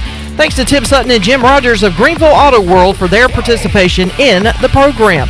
Now let's head back in to PRL. Here's Clip Rock. Back with you on Pirate Radio Live here on a Tuesday. Just added another guest for later this week. Coming up Thursday, 4 o'clock on Pirate Radio Live, we'll talk to the Big Wink. The Big Wink? You know who the Big Wink is? No. I don't think that's his nickname, and he probably doesn't want it to be his nickname, but new ECU softball coach Shane Winkler. Oh, God. I probably won't call him the Big Wink when he joins us on Thursday. I don't. Winky? No, that doesn't sound. Shane Wink. Definitely not Winky. All right, I'll call him Coach Winkler. How about that? Yeah, that'd be better. All right, yeah. Shane Winkler, the new softball coach of the Pirates, going to join us on Thursday. And Shirley, unfortunately, James Madison, their Cinderella run came to an end yesterday. There was a special moment in that game as their pitcher went off the field. Odyssey, yeah. And not only was James Madison's fans standing and clapping, but it was fans a were full standing ovation for her. Because, I mean, you got to think about it. When she was pitching, she took down the number 1 seed and the number 5 seed, and JMU was unranked heading into that College World Series. So she did a phenomenal job. I mean, I think you've seen the highlight by now of where the batter bunted the ball, and it was basically the runner was coming in to home, and she dove and tagged the runner out to save their win. And I want to say that was against Oklahoma, but don't quote me on that. But it was just a phenomenal play. And Odyssey, I had a chance to see her in person because that was the first home series that East Carolina had at the Max R. Joyner Stadium over at for ECU softball. So I had a chance to watch her in person, and she is every bit as advertised. She is very, very good. So it'll be Florida State and Oklahoma, I believe, beginning the championship series tonight. Yep. And game 2 coming up tomorrow night. So that's what's going on at the College Softball World Series. Pirates getting ready for Vanderbilt coming up this weekend. And Matt Davis keeping an eye on the Woodies. They are out of town for the second straight week, but start a massive homestand beginning next Tuesday, where they'll be in town for just about the rest of the month. They have 12 home games coming up beginning next Tuesday. So we'll talk about that and how the Woodies have been playing with Matt Davis. He's the play-by-play voice of the Down East Wood Ducks. Matt, welcome back to the show. How you doing? I'm great, Cliff. Thanks again for having me. Absolutely. And Matt, before we get into the Woodies, minor league baseball, real quick, did I hear you say that you're an Alabama guy? Did you go to Alabama? I did, and yes, I've been focused on Montana Souths, Alabama softball, Alabama baseball while we're on the road. So it's kind of nice to take a little break from, quote-unquote work, which isn't really work if you love it, but just to watch the Alabama softball team do as well as they did, and Alabama baseball as well. So give us a scouting report, Matt, on Vanderbilt. We know about Kumar Rocker and Jack Leiter. What else do the Pirates have facing them when they take on Vanderbilt in Nashville beginning Friday at noon? What do we need to watch out for? I mean, good luck. May as Katniss Everdeen would ever say, may the odds be ever in your favor, because Vanderbilt is no joke. We all know historically they're a fantastic program. It's kind of hard to say, because you kind of have juggernauts top to bottom. Everybody knows the big name Jack Leiter, because he just kind of jumps off the page immediately, being a former MLB pitcher, Al Leiter's son. But I think it'll be a good series. I think kind of once you get past Leiter and their second pitcher, Rocker, Kumar Rocker. Series, but yeah, Kumar Rocker. I think it'll be a good series, but as long as you guys can get past those two, and even if you split those two games, I think that'll be an easier time moving forward for ECU. And by easier, I don't mean, incredibly easier, because it's still Vanderbilt. So they're just an incredible baseball team, and they're probably, in my opinion, one of the powerhouses in the SEC for baseball. You have a lot of other ones, but for me, when I think of SEC baseball, for me, it's Vanderbilt that is usually at the top.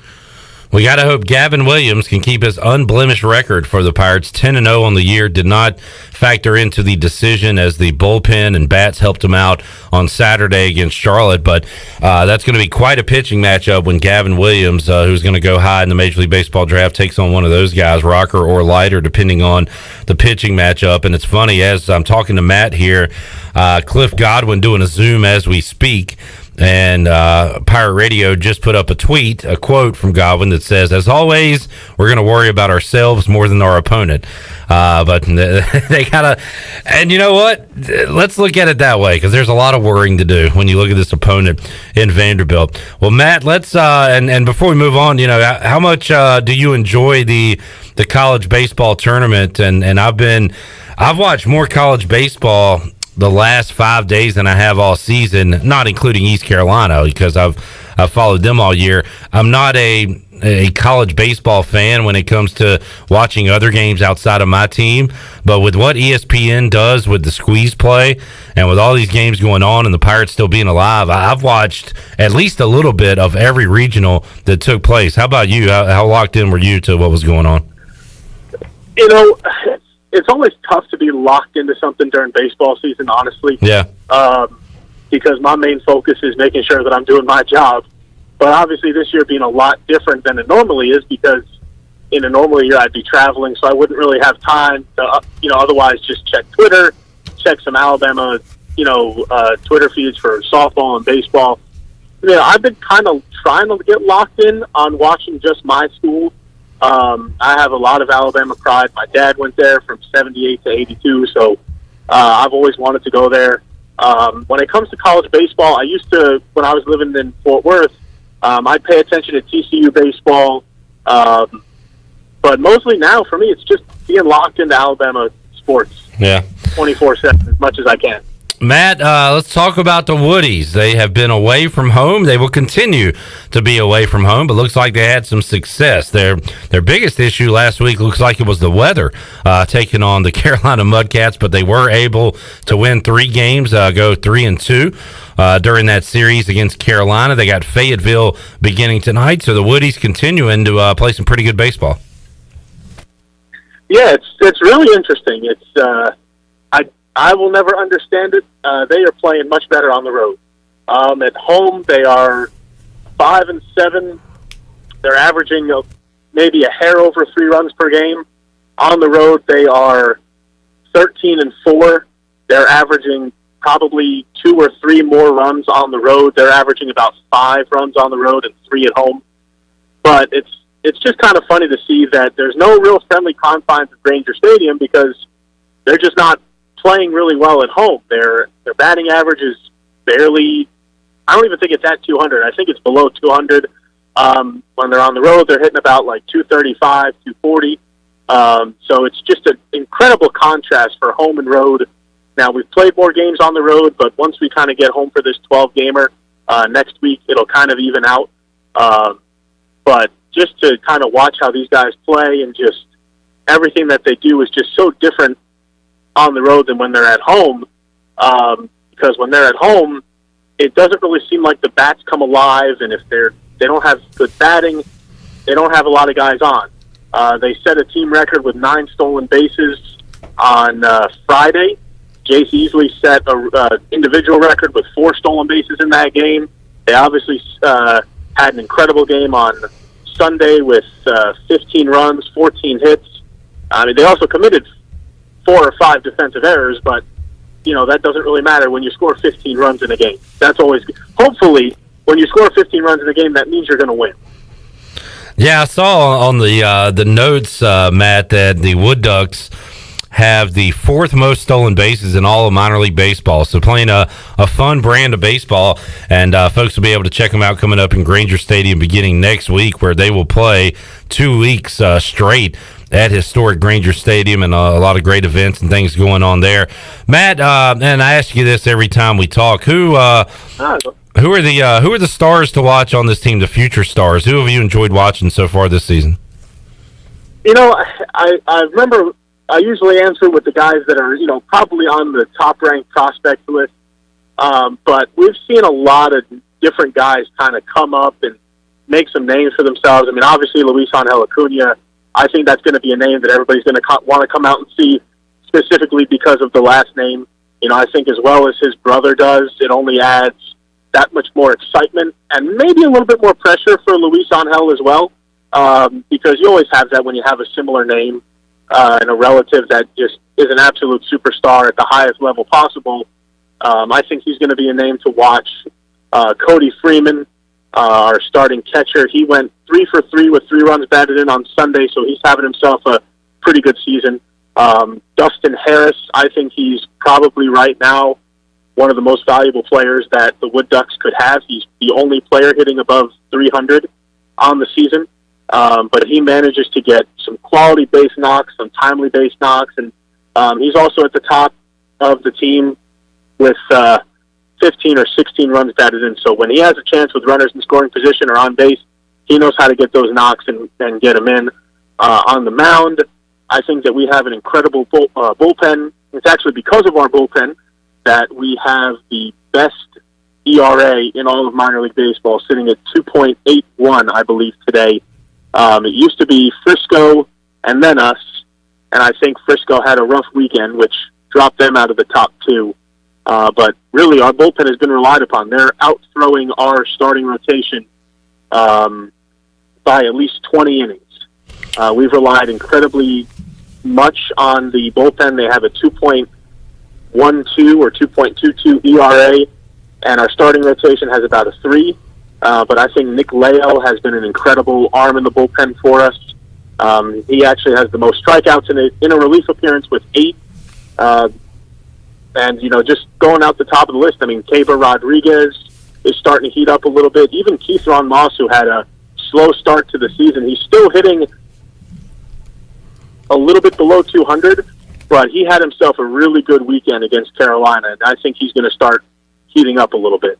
Those are just some names to kind of keep a lookout for. Matt Davis joining us, play-by-play voice of the Down East Wood Ducks, and it's the biggest rivalry in all of sports, the Woodies versus the Peckers. And Chandler, that's your said that was kind of your local team, right? The Fayetteville Woodpeckers? Yeah, they're actually a pretty fresh team. A few years in, they just built the stadium there, Segra Stadium in Fayetteville. Beautiful stadium. But whenever I get a chance to go and I'm back home, me and my dad like to go to games out there. So. And Matt, right now, I know you said earlier in the year that you were not calling away games at the road ballparks. Do you think that will change through this season, or is that going to be the rule the entire year? Any word on that? For me, I think I said this. I got hired knowing that I probably wasn't traveling. I know that in the job description that they had for this position, it was probably not going to be something that happened this year, which I understood. And, like I said, however many innings they let me call, I am okay with, because anything is a lot more than last year.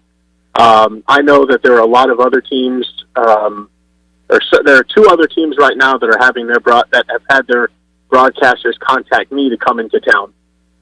Fredericksburg was here, and Eric Bremer's a fantastic guy. So I had a chance to meet him when he came to town. I know Andrew Chapman with the Woodpeckers. He contacted me today and said, "Hey, I will be coming, just to let you know." And I said, "Fantastic." But unfortunately for me right now, I will not be traveling this season.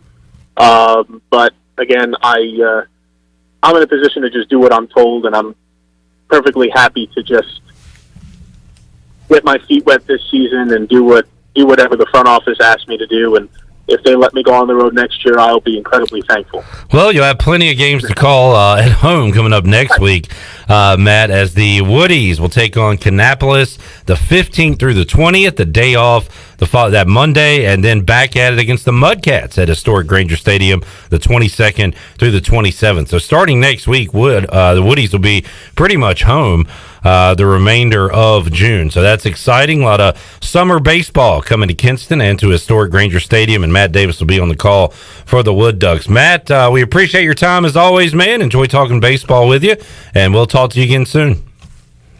Thanks, Cliff. I appreciate it. Y'all have a good one. You do the same. There's Matt Davis. He is the play-by-play voice of the Down East Wood Ducks, and once the ECU's over and the Woodies are home, we'll make that trip to historic Granger Stadium. Myself, Chandler, Shirley, Troy D, Ellerby, Rick Smith, and Rick Smith. Yes, baby.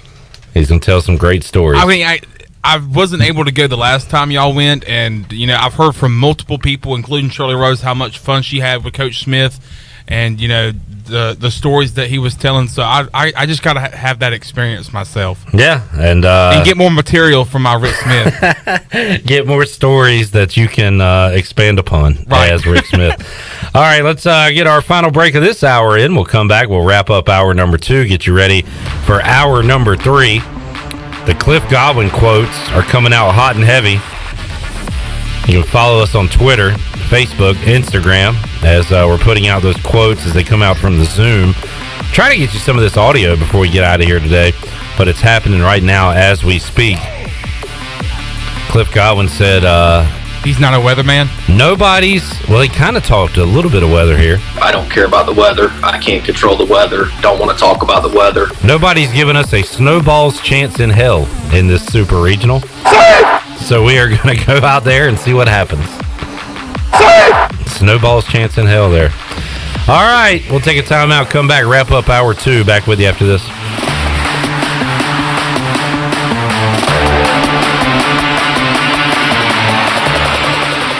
White Claw Hard Seltzer. A wave of refreshment. Crafted using our unique Brew Pure process. Made pure. Nothing tastes like White Claw Hard Seltzer. White Claw Hard Seltzer. Available in 5 fruit flavors, 2 grams of carbs, gluten-free, and 100 calories. Find it at whiteclaw.com. White Claw Hard Seltzer. Nothing tastes quite like it. Proudly distributed by Coastal Beverage. Please drink responsibly. Hey Pirate Nation, this is Tom Brown from Brown & Wood Buick GMC Truck. We've been serving the Pirate Nation in Eastern North Carolina for 83 years. We have 4 brands, 3 generations, 2 showrooms, and 1 goal to make sure you leave a happy customer. This month at Brown & Wood, get an all-new Buick Encore GX 2021 and save over $3,500 or 0% for 72 months. And as always, Brown & Wood is the home of the lifetime powertrain warranty. We're located on Greenville Boulevard next to the Convention Center, or shop us online at brownandwoodauto.com.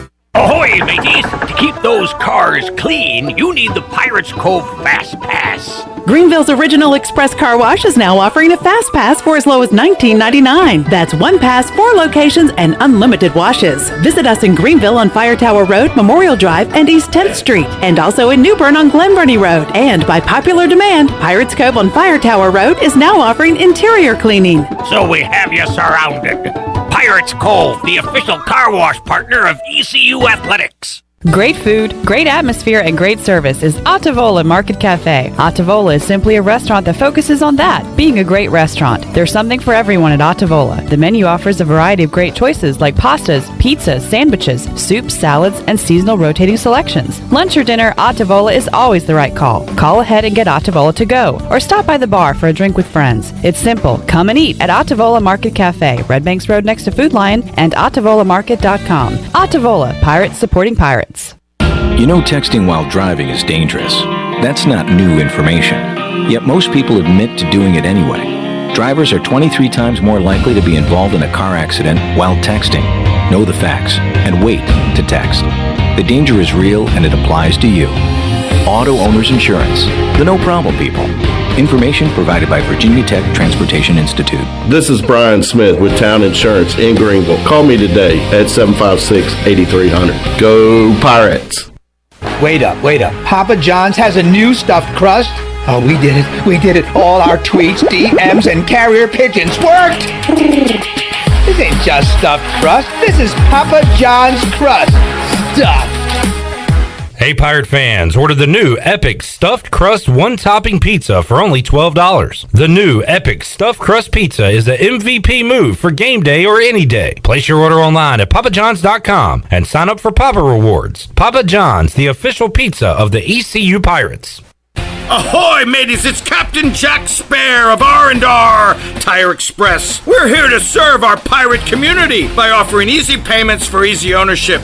For you landlubbers, R&R will install a new set of tires for just $20. $50 installs new custom wheels and tires. To learn more about R&R, stop by 3920 US 264 or rnrtires.com. Hey Pirate fans, this is Coach Cliff Godwin. The physicians at Orthopedics East and Sports Medicine Center have been caring for our athletes at ECU for more than 35 years. Whether it's treatment for our sports injury or it's time for that joint replacement, Orthopedics East provides the latest in operative and non-operative orthopedic care, physical therapy, and diagnostic testing. For experienced and professional services, call the team at Orthopedics East at 252-757-2663 or visit them online at orthoeast.com. Go Pirates! Pirate Radio. We'll strap it on with anybody, anywhere. It doesn't matter. I know this. I want to win or lose with the group that we have in our locker room. The voice of the Pirate Nation.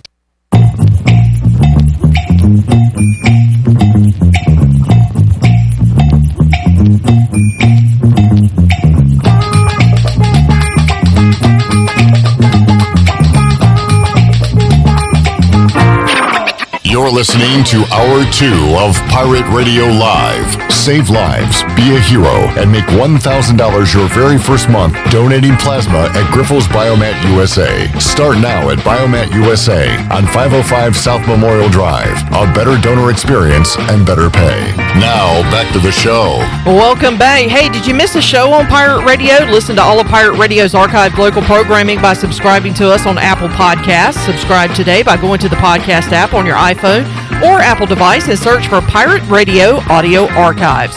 Now let's head back in to Pirate Radio Live. Here is Clip Rock. All right, back with you on Pirate Radio Live. Well, here's got a pitching update for you for ECU. Uh-oh. But it's the most obvious thing you've ever heard. Cliff Godwin says Gavin Williams will pitch Friday or Saturday. Oh, wow. That according to Ronnie Woodward. So wow. Friday or Saturday. He said Saturday. Nothing more than that, not yet publicly announcing a game one starter. So there you go. And it might depend on, I think it kind of depends on how Gavin feels, because remember, he threw on Saturday. Yeah. Do you give him a full week's rest? Like what's the difference if he throws Friday or Saturday? You got to win one of those. And for some reason, that tells me that he's going to go Friday. Why is that? I don't know. I feel like I think they're going to go with the normal rotation here. Right. It would be normal, but it would be 1 day short of a week's rest, which would be the only reason to hold him out. Right. So I don't know. We'll see. Or do you go with the freshman Wisenhunt in a super regional? Well, if Gavin is not completely rested and ready to go, then yeah, you go with Wisenhunt. We will hopefully find out the Vanderbilt starter. Maybe their coach will say Rocker and Leiter will go games 1 and 2 in some order. We'll just keep being very. Thank you, Captain Obvious. Keep being very bland about it. All right, Igoe going to join us here in a little bit. A little bit. I think he's a part of this Zoom, so I don't know when he's planning on getting here. He also says he has to leave at 5:45 because they have a softball championship game tonight. Whoop-de-doo. Oh, dude. Okay. You know what? I'm going to call out Casey. Casey Singer. No invite? No invite. I told Casey to invite me if they made it. Well, A, you don't have their schedule, so you don't know. But B, it's not like it's invite only. I mean, you could go show up. I could go show up, but I can't. And you don't tonight. have to buy a ticket or anything. I actually, You don't have to go to will call. Yeah, get out of here. Shirley, Get that outta would here. be big time if you go to concessions and be like, Shirley Rhodes picking up the coach left me a ticket. Yeah, coach left me a ticket. He also left me some money to get concessions. No. Good luck to those guys. I think it was either Casey. I think it was Casey or Shirley. They were, or maybe Eric Ward. Either way, it was one of them that was very excited that you went to one of their games. It was Eric Ward, and I was like, yeah, that was the day after I busted my tires, and Shirley took me to my car, and I told her if I couldn't get in my car, then I would just ride to the game with her. But I did get in my car. So. And they played really well that night, and they almost rallied. They lost by, I think, 2 or 3 runs, but they just kind of ran out of time. But they played a really good game, and I was hoping that I would get another invite to. Well, breaking when they were news. late. Yeah, but unfortunately tonight I have plans, so I cannot attend. Well, too wait bad. A minute, wait. What? Well, no, it doesn't matter because bad. I won't be done till after 9. Eric Ward says, can you officially invite Shirley to tonight's game on behalf of the B team? Oh, wow. So now you're the Oh, I am the bad one. Well, unfortunately, I can't make it tonight. I have plans. What are you doing? I'm playing bunco tonight. Bunco greater than softball. It's a commitment that we only play bunco once a month, unfortunately, and it just so happened it's tonight. It's the first time we've been able to get together and play since the whole COVID thing started. Oh my God, this is a big deal. So bunco is a big deal for us to play tonight. And Big bunco game. Big The hell is big bunco? bunco. It's a dice game. Can you hot hand in a dice game? Yeah. Can you explain it in less than a minute? I can try. Okay, that's a no. Maybe we should just move on. Explain it to me during the break.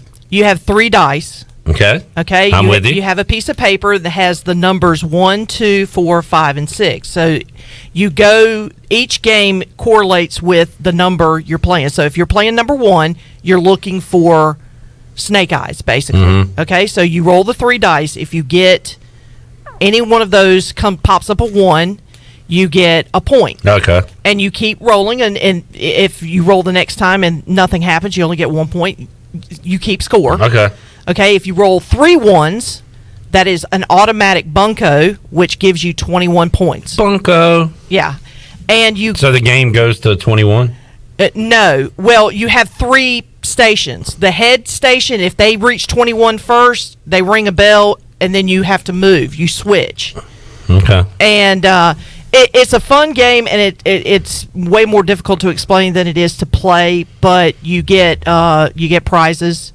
The last thing you want to do is roll 3 3s because that wipes your score out. The triple tray. Yeah. Don't want that. But if you get enough 3s, and you keep count of how many 3s you have. You don't want the 3 goggles. Yes. Yeah. You keep those in the count closet. of the 3s because you also get a prize if you have the most 3s during the course of the night. All right.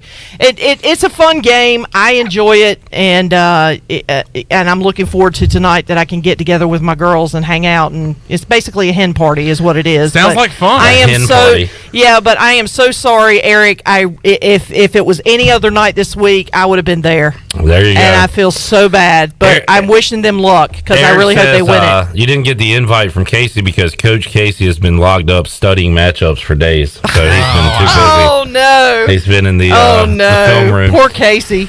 All right, let's get our last break in of this hour. We will come back and talk to Stephen Igoe, Hoist the Colors, who will be here around 5:15. He says, wrapping up the Zoom as Coach Godwin is zooming. Tomorrow they'll be zooming off at 11:30 a.m. There is a send-off party. Send-off gathering. I wouldn't say a party. Meet but the Pirates or greet the Pirates. It's say goodbye to the Pirates.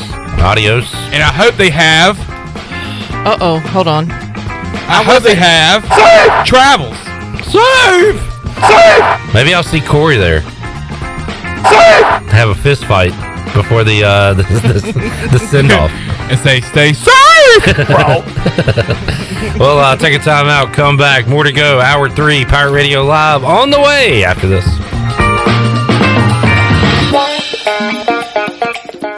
The Pirate Radio Podcast. Miss Amanda Houston. We got to go up on stage and we're standing behind Mike and all the players and just how excited they are. And so he's holding Reed. And at this point, Reed is really little. The announcer says, your daddy did good, right? And Reed just is staring at him. And Mike goes, can you say go Dukes? And so this little voice finally goes, go Dukes. And the whole crowd goes wild. It was probably one of my favorite moments. Listen to every Pirate Radio podcast now by visiting our podcast channel and subscribing in Apple iTunes or SoundCloud. The Pirate Radio Podcast is powered by White Claw Hard Seltzer, proudly distributed by Coastal Beverage. This is East Carolina head football coach Mike Houston, and I'm proud to announce that our youth football camp is back this summer for Pirate Nation. The Junior Pirate Camp is for kids in rising 1st through rising 8th grade and will run June 14th through 16th here inside Daddy Ficklin Stadium. Each camper receives official ECU gear along with individual instruction by me and our entire staff. To sign up, go to MikeHoustonFootballCampsLLC.com. Go Pirates!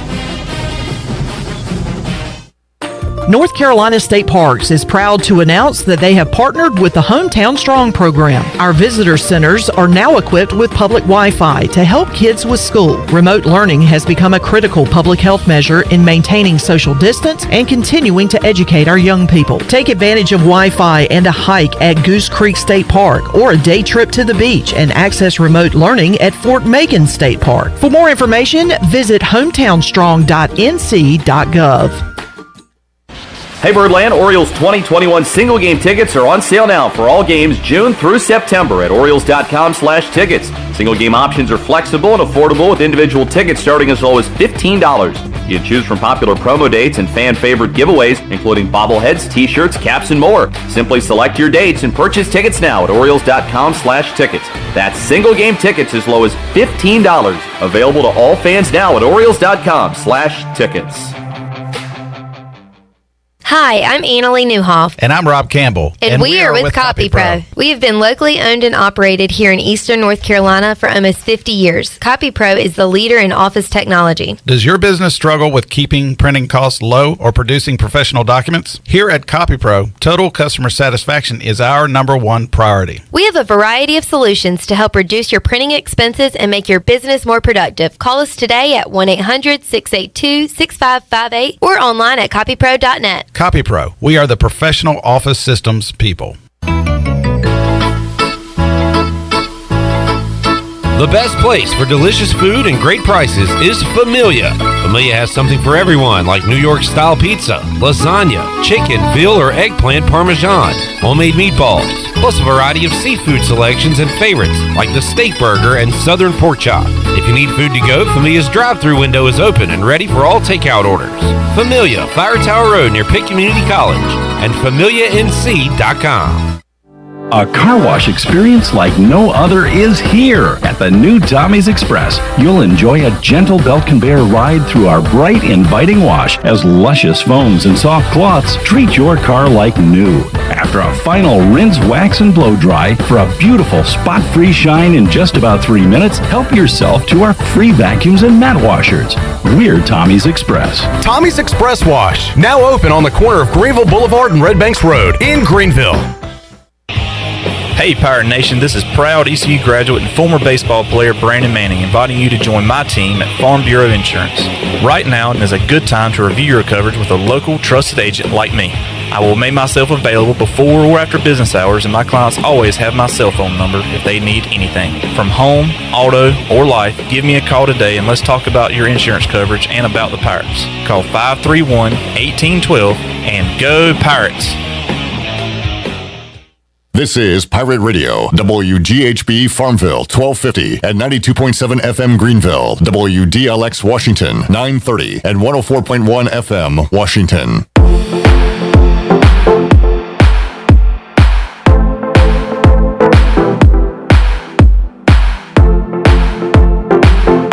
You're listening to Hour 3 of Pirate Radio Live. Do you need custom t-shirts, apparel, or promotional items for your business, organization, or event? Keep it local. Print it local with University Sportswear. Contact them today at universitysportswearenc.com. Now, back to the show. Welcome back. At Angel Oak, they continue to make customer service a #1 priority. A local mortgage advisor is the key to your transaction success. The combination of their local team's experience and Angel Oak's wide offerings of products from standard conventional, government, and portfolio loans has something for every financial situation. For more information, call Talbot Green, Joanne Weir, or Wanda Hager at 751-2060. Now let's head back into Pirate Radio Live. Here is your host, Clip Brock. Alrighty, back with you here on Pirate Radio Live. Clip Brock, Shirley Rhodes, Chandler Honeycutt, Stephen Igoe are going to join us in just a little bit. Aaron Rodgers did not report to day one of mandatory minicamp. Could miss out on a lot of money, lose a lot of money if he misses all of minicamp. And I'm watching NFL Live, and they were showing players on TV doing interviews, I'm assuming answering questions about Aaron Rodgers. And they showed Devontae Adams, who is, you could argue, he's the best receiver in football. He's top 3, top 5 for sure. For sure. Chandler, do you want to get one in? For sure. For sure. They showed David Bakhtiari. Could you imagine? You're talking about players getting interviewed. What if Mark Lindsay was on these interviews? Aaron, tell us a little bit about Aaron Rodgers. Probably, I could tell it on your face. Like you've learned the most about your defense so far. What have they gotten better at? Best, and besides what you just talked about, where they got to get better at? How do you feel like you match up against this particular ball club as you come into this week? That's a pretty, that could play, at the higher level for sure. For sure. We love Mark Lindsay here at Pirate Radio. So they talked to Adams. They talked to, is it Bakhtiari? He's the, tackle. 2-time first-team All-Pro, 3-time second-team All-Pro. So he's got a lot of clout within the team, the organization. Professional beer chugger. And then they showed an interview, a clip, from this former Panthers receiver, who is now a Packer, who does not have any clout within the organization. Devin Funchess? Who I did not know was a Packer. Devin Funchess. Are you kidding? It was so out of place. Like, why are we I just took a shot at that. Why are we going to Devin Funchess for Aaron Rodgers comments? I was wondering where he was because the last time I checked, he was with the Colts. He got hurt. Well, guess what, Chandler? He's a Packer. It's his second season with the Packers. It's his second season. He opted out in 2020. That's why Such a Devin Funchess thing. That's why you haven't heard from him. Wow. In so long. I just thought it was funny that they go to these All-Pros, and then Devin Funchess randomly appears. What is Aaron Rodgers complaining about? He's got Adams, and now he has Devin Funchess. Now let's ask the guy that opted out last year about Aaron Rodgers opting out, right? So what a weird deal there. All right, stuff you need to know from today. The schedule is out. ECU will play Vanderbilt Friday at noon. ECU will play Vanderbilt Saturday at noon. And Sunday will be later on in the afternoon. I believe 3 o'clock. I don't have that in front of me. It's at 3 o'clock. Okay. And I have the audio from the Zoom if you'd like to go to that for a few minutes. We can Zoom a little bit because Stephen Igoe said to join us around 5:15. He's not here yet, and this is hot off the presses. So let's hear that, Shirley Rhodes. Let's fire up the Zoom from just a few minutes ago. Well, first off, what's up, everyone? Thanks for being here. We were blessed to be able to win the regional. Nothing was easy, which nothing this season's been easy for us. It's been a long year, with COVID, no fans, protocols, 4 games in 3 days. So just really was pumped to see the fans to be at max capacity and to see our crowd to be able to enjoy a regional championship here in Greenville. So that was awesome. And look, we had a little practice today, light practice, and we'll get on a plane tomorrow, head to Nashville, and obviously play a great Vanderbilt opponent. And, Tim Corbin is a great friend, great mentor of mine. I worked there for a year, and I think if Malcolm can fact check, I think it's 04, 05. I was director of baseball operations there at Vandy. Corbs gave me an opportunity to do that, and I learned as much in 1 year's time about what it takes to be a Division I head coach at a high level that year than any place I've ever been. It was like drinking out of a fire hydrant, and Corbs was very good to me. He's been good to me ever since that day, and I just appreciate everything he's done for me. Okay, we'll go to questions for Coach Godwin. Coach, I think it was earlier this year where you kind of mentioned you reached out to Coach Corbin to, I guess, learn how to handle maybe losing better. What do you remember about that conversation? And have you guys kept in touch pretty regularly over the years? We have kept in touch regularly over the years. I'm laughing because Corbs handles losing about as good as I do. So it was pretty funny, the comments that we shared, and that stuff's personal, but he has grown up some just like I have, and you try to put your focus on your family and other things to get your mind off of it. But Corbs, he's a lot like me when it comes to losing. Of course, we hate losing. Even without maybe diving too much into the personnel, but knowing him and when you were there, I mean, do they have a typical style you're kind of expecting on offense, defense? I mean, you kind of know, regardless of the players, what they typically kind of like to do with his style at all?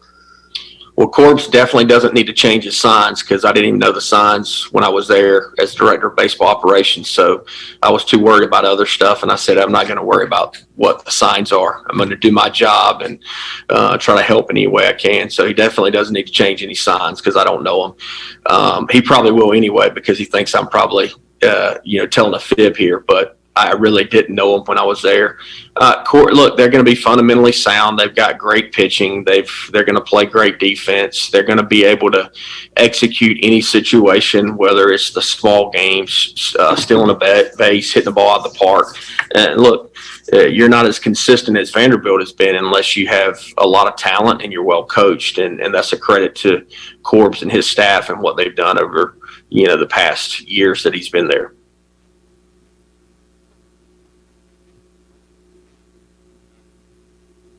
Coach, obviously, Rocker and Leiter get a lot of headlines, but, you look at their offense, batting .300 in the SEC. Just are they kind of the complete team, not only on the mound, those two guys, but offensively too? They wouldn't be where they are today if they weren't a complete team. So I guess we'll have to, see in person how really good they are, but they're good. I mean, look, I've watched them on TV a few times. Not that I was bearing down on them, because you never know who you're going to be matched up with down the road. So I'll start diving into them more tomorrow. But as usual, we're going to worry about ourselves more than we worry about our opponent, just because we want to go in and play our best baseball. That's the key. Cliff, will you go with Gavin Williams in game one? Al, we haven't discussed it yet. We're going to see how everybody continues to feel, but we'll figure it out in the next day or so. Was Vanderbilt playing at Hawkins Field when you were there? Yes, a lot has changed externally. The stuff underneath their offices and the weight room and the cages and stuff. Was back there. I guess my last time was when I was at Ole Miss, and obviously I had done a lot of renovation, but Corbs normally gets what he wants there, so the facility is as nice as it can be. I mean, they've got the best of everything from pitching indoors, hitting indoors, weight rooms, and a good fan base as well. On Gavin, whether he pitches, I guess, Friday or Saturday, I mean, pretty rare a talent like that could be maybe overlooked in a matchup, or the underdog, I guess, in a matchup against one of those guys. I mean, you think that's motivation for him? I mean, do you kind of play up the, hey, you're the underdog type thing, and so much attention on the Vanderbilt guys? Well, I mean, I don't think anybody gives us a snowball's chance in hell to win the Super Regional. So we're going to go out there and compete, see what happens. But yes, Gavin will pitch either game one or game two. He will pitch one of those two games. Coach, to go back to Gavin, I wanted to ask you, for him to, I guess, overcome some of the injuries that he's had and even the shortened season to have more of a increased role this year, how much does that help the squad getting up to this point, getting to the Super Regional? Well, there's no secret. If Gavin Williams was not our Friday night starter, we would not be sitting where we are today. I mean, what he has done for us and solidifying the Friday night role, he's as good of an ace as we've ever had here. I mean, going back to 19 when we had Jake Agnos, and Jake had logged more innings up until that point, up until this point. But Gavin Williams has been special. I mean, every time he's gone out there, he's given us an opportunity to win. Even last weekend when he didn't have his best stuff, he's given us a chance to win against some really good opponents, and he's held his own. So I want him to go out there and be himself this weekend. Vanderbilt and East Carolina are two of the only 3 teams with multiple Golden Spike semifinalists. So how does it feel to be playing in a matchup with this much star power? We're just happy to be playing in a super regional. And of course, you know, Vandy's got star power. And I'm glad that a couple of our guys have been recognized for their great years. And it's a team effort. I mean, look, none of us would be where we are today without being a great team, and that's the thing I'm most proud of is our guys have been selfless throughout the entire year. I guess the news of the today was the game times and day and kind of that becoming official. What do you think about having that noon time slot again, I guess, this year? It's much better this year than it was 2 years ago when we finished up at 1:30 a.m. on basically Tuesday morning and then had to flip around and play the first time slot of a super regional. So I thought Corbs would definitely get a night game because I figured he had a direct line to the NCAA to pick whatever time he had. So I haven't spoke to him on the phone. Him and I have been playing phone tag today. So I'm going to give him a hard time and say, hey, I thought you and the NCAA were so tight that you just pick your game time. Maybe he wanted noon. Maybe that's why we're playing at noon. Who knows? There is Cliff Godwin using the comedy material there about the SEC school having a direct line to the NCAA. That was from earlier today.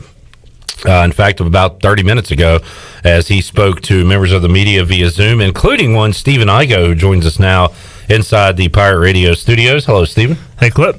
Good to see you. Good to see you. You brought how similar is this to Sunday?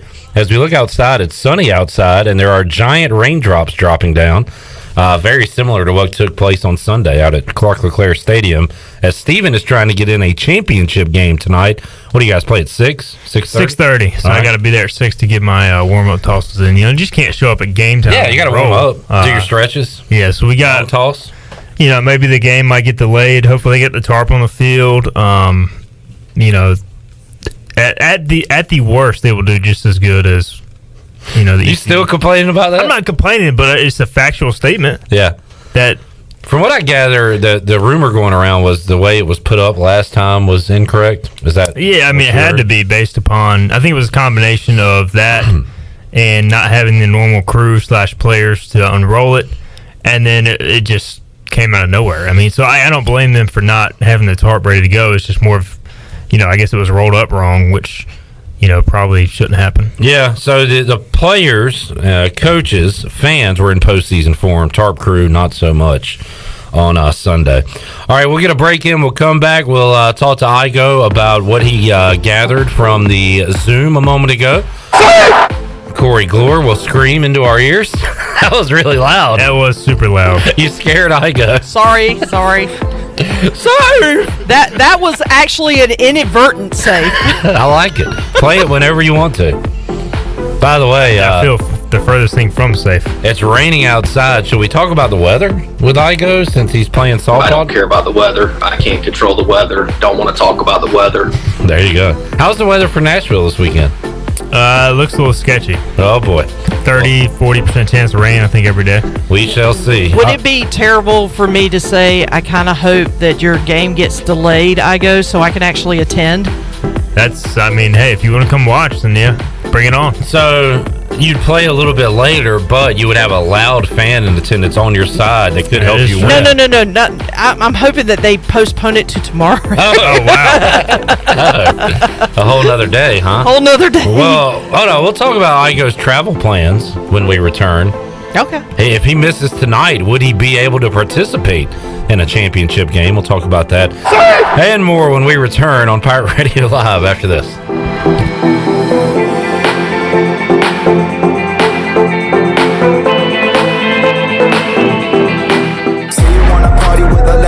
0% alcohol, 0 grams of sugar, full Budweiser flavor. For all the moments you want a beer and need to stay on your game. Budweiser Zero, 0 alcohol, 0 compromise.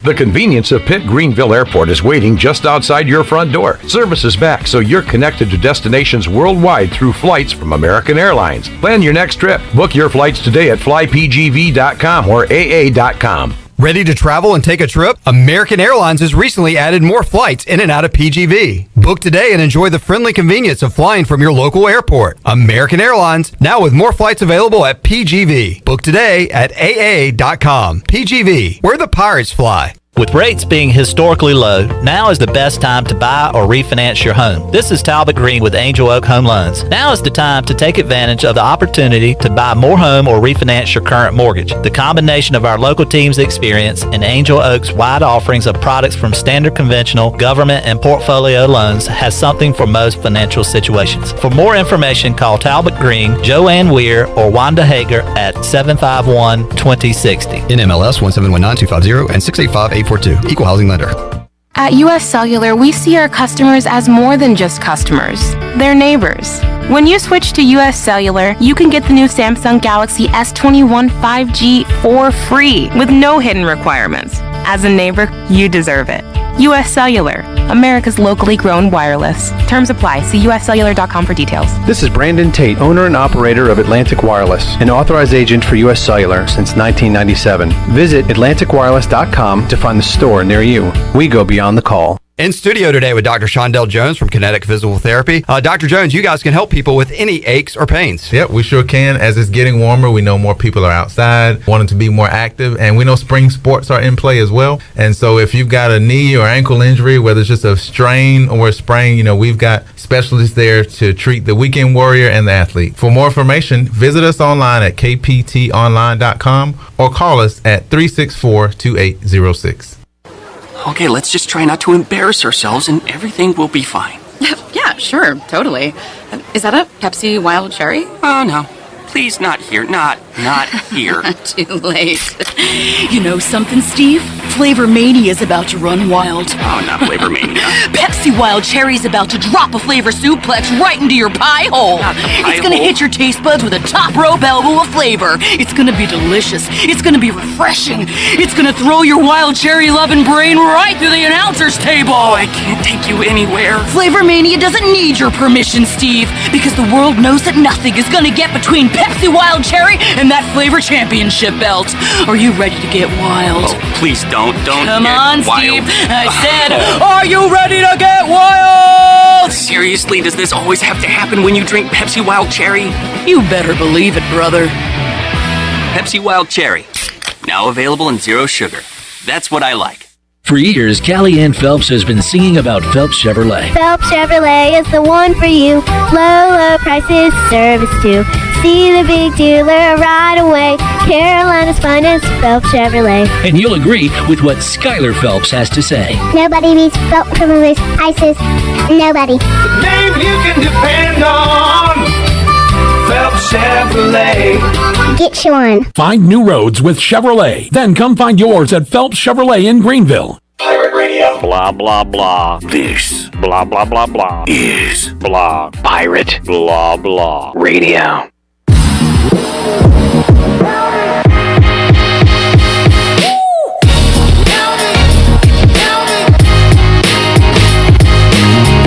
You're listening to Hour 3 of Pirate Radio Live. Do you need custom t-shirts, apparel, or promotional items for your business, organization, or event? Keep it local. Print it local with University Sportswear. Contact them today at universitysportswearenc.com. Now, back to the show.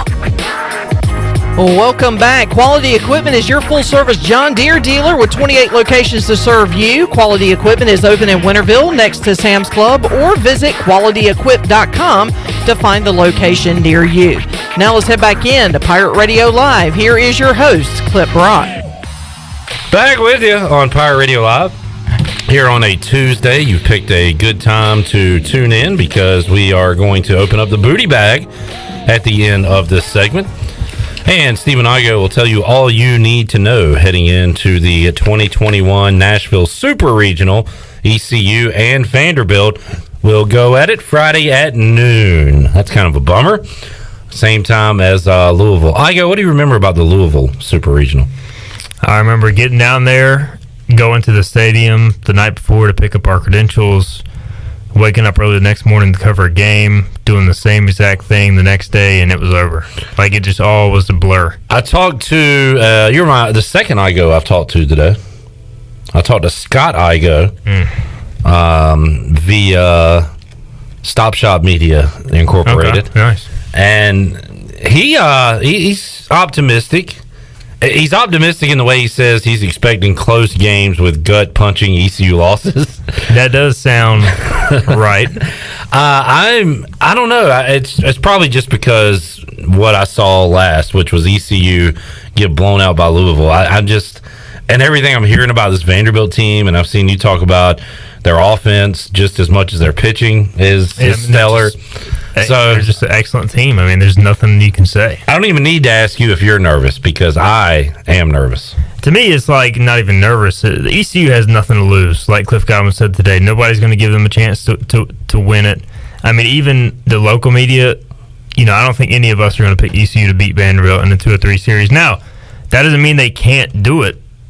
Likely, you have to just find a way to scratch out one win in the first 2 days, and then all the pressure shifts to Vanderbilt, and they're beatable after their top guys. They do have 2 or 3 really good relievers. It's not like they just have and look, their number 3 starters are like young guys who are top 50 recruits coming out of high school that they're like 96 miles an hour, but they're gettable. They're extremely talented, but they've lost 3 series this year to Georgia, Ole Miss, and who's the third team? They lost another SEC series, whereas ECU has lost none, so it's not like they're invincible. Yeah, Rocker and Leiter have lost games. Yeah. They have given up hits. It's baseball, man. Like, all it takes is a couple of walks and a 3-run bomb. And why, for people asking, like, well, isn't ECU one of the best teams in the country? Aren't they, top 13 technically? Shouldn't they be on par with Vanderbilt? Yes, they are one of the best teams in the country, but it's almost like tiers, right? When you talk about Arkansas, Vanderbilt, and then the teams beyond them. Like, in terms of just pure talent, like, there's not – Arkansas may be the only team that has more talent top to bottom than Vandy. I mean, they're just loaded. When you have that, that academic prestige plus their success, plus you're in the SEC, now that Corbin's gotten it rolling, they can get whoever they want. I mean, they're just – so they're loaded, but – Vanderbilt, we don't think about in the SEC during football season. They're such an afterthought, but they take advantage of that when it's February through June. Definitely. I mean, and but here's the thing: it's like, and rightfully so. We're talking about how good Vanderbilt is. They're the reigning national champions. They have 2 top 5 picks. But you look at the history of the 2 schools. ECU has made 31 regionals. Vanderbilt has made 19. So I mean, that kind of shows you that ECU has been a better program for longer. They obviously have not had the top-end success with the national championships, but it's not like ECU is just some little old baseball school that got lucky to be in a super regional. Like, they should go in expecting to win. Of course, people are going to expect Vanderbilt to win because of the things we are talking about, but I feel like I first heard of Vanderbilt in the college baseball world during the David Price era. Yeah, I mean, they really weren't that good before Corbin got there in terms of national success. I think they had made like 3 regionals before then, and now they make it every year.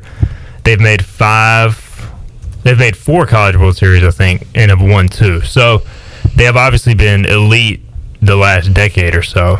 But I mean, again, they're not unbeatable. Georgia Tech pushed them in 2 games, and so all it takes, look, if Gavin Williams starts game 1 and he pitches like Gavin Williams, and ECU scores a couple runs, then you can win a game. And then you just have to win 1 more. This is kind of crazy. So I said I kind of picked up on Vanderbilt baseball around the David Price era. Well, there's a reason why. They went to 3 NCAA tournaments before 2004, and they had a streak between 1980 and 2004 of not going to postseason. And then since then, they've gone to all those, Omaha, one World Series, ended every year. So they are a relatively new power of the college baseball world. And all that happened after Corbin got there. I mean, they were... And Cliff Godwin. Cliff Godwin was there in 04, 05. I don't know if he was on the 04, 05 team. I know they were there 1 year, but 04 they made it. Either way, I mean, it's obviously now they are among the elite of the elite. But look, I mean, I said it from the get-go. When they got paired up with ECU in the Super Regional, I was like, look, that's one of 2 teams I did not want to see ECU paired up with. But, I mean, let's say you beat Vanderbilt and you go to Omaha, at that point you're like, look, we just took down the defending national championship champions. Who's going to beat us? I mean, you should go in extremely confident. And like I said before, ECU hasn't lost a series all year. So somebody's got to beat ECU in a series to knock them out. And that's not going to be an easy thing to do, whether it's Vanderbilt or whoever.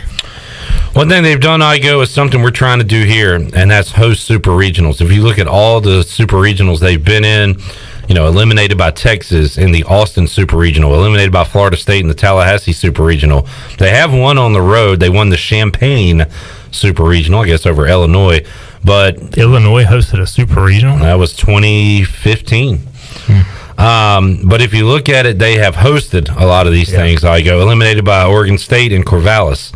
So when you go on the road in the Super Regional, it is tough to win, and we're still trying to get one of those here in Greenville. Yeah, 70% of Super Regional hosts end up winning. I saw that last night watching the Arkansas game. So the odds are in your favor. It's not going to be easy at all. It's a major disadvantage. But I do think, Vanderbilt, I think, is 30-6 at home this year, so they're obviously comfortable. But it's not like ECU should be intimidated from an atmosphere standpoint. I can't imagine that Vanderbilt, outside of the annoying whistlers, have like a raucous home field advantage. Like when I've watched their games, everybody's just kind of sitting down. It's more like when you went to Texas Tech, that place was kind of buzzing the entire game. Like it was a hornet's nest to play in. The Arkansas game last night with all that pig suing, insane, man.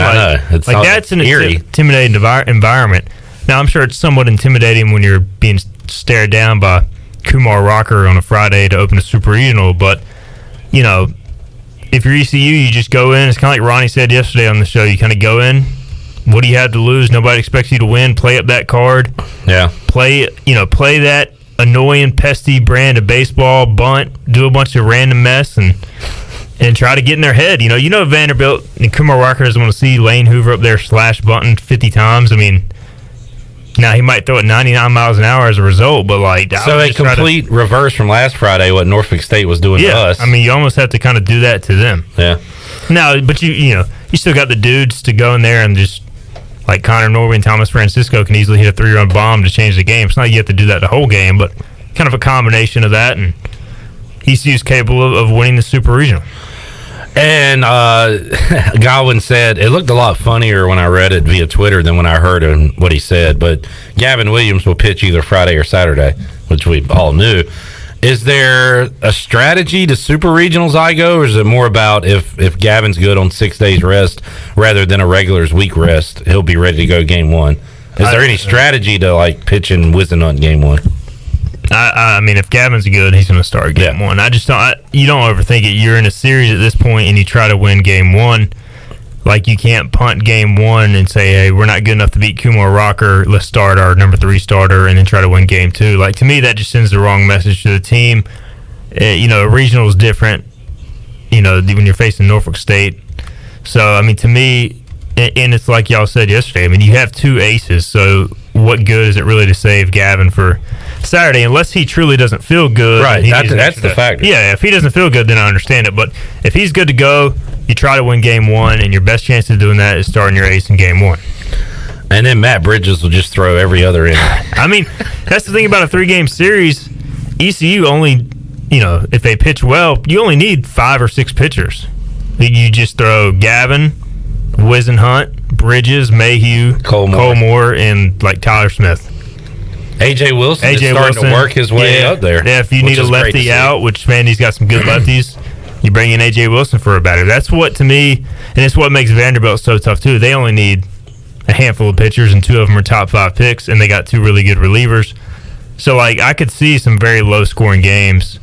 And ECU's probably going to have to find a way to win a 3-2 or a 4-3 type of game, especially on Friday or Saturday, to have a chance. Have you looked at their lineup, Igoe? Who are the big guns to watch out for? Dominic Keegan, their first baseman, power hitter, just mashes. Really talented guy. Every time I watch one of their games, he has a big hit.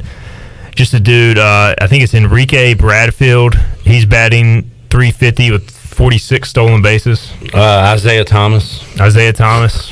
I know he's on the team because there's just too many people named Isaiah Thomas. Isaiah Thomas is hitting .340 with 15 bombs. They've hit 86 home runs as a team. What's ECU's number? Do you know? I think somewhere up there too, 70 something or 80 something. So I know ODU leads the country with a little over 100.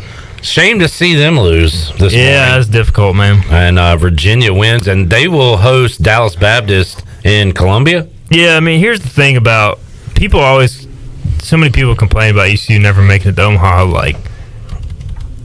ECU just has to keep, whether it happens this year or not, we'll find out. But ECU just has to keep making super regionals because eventually you're going to get Dallas Baptist in a super regional. That's the thing that would have made me mad is ODU never been to super regional. Now they would have had to earn their way there, but they could have potentially faced Dallas Baptist in their first super regional for the right to go to Omaha. So ODU could make, despite never having much success in baseball, could make Omaha before ECU, mainly because of the draw. There's luck involved in it for sure. There's a ton of luck, and ECU's going to have to earn its way this year, but the more you win regionals, the more you win super regionals, you're going to get, or the more you win games, you're going to get favorable draws. Unfortunately, this year, ECU kind of got screwed with Vandy.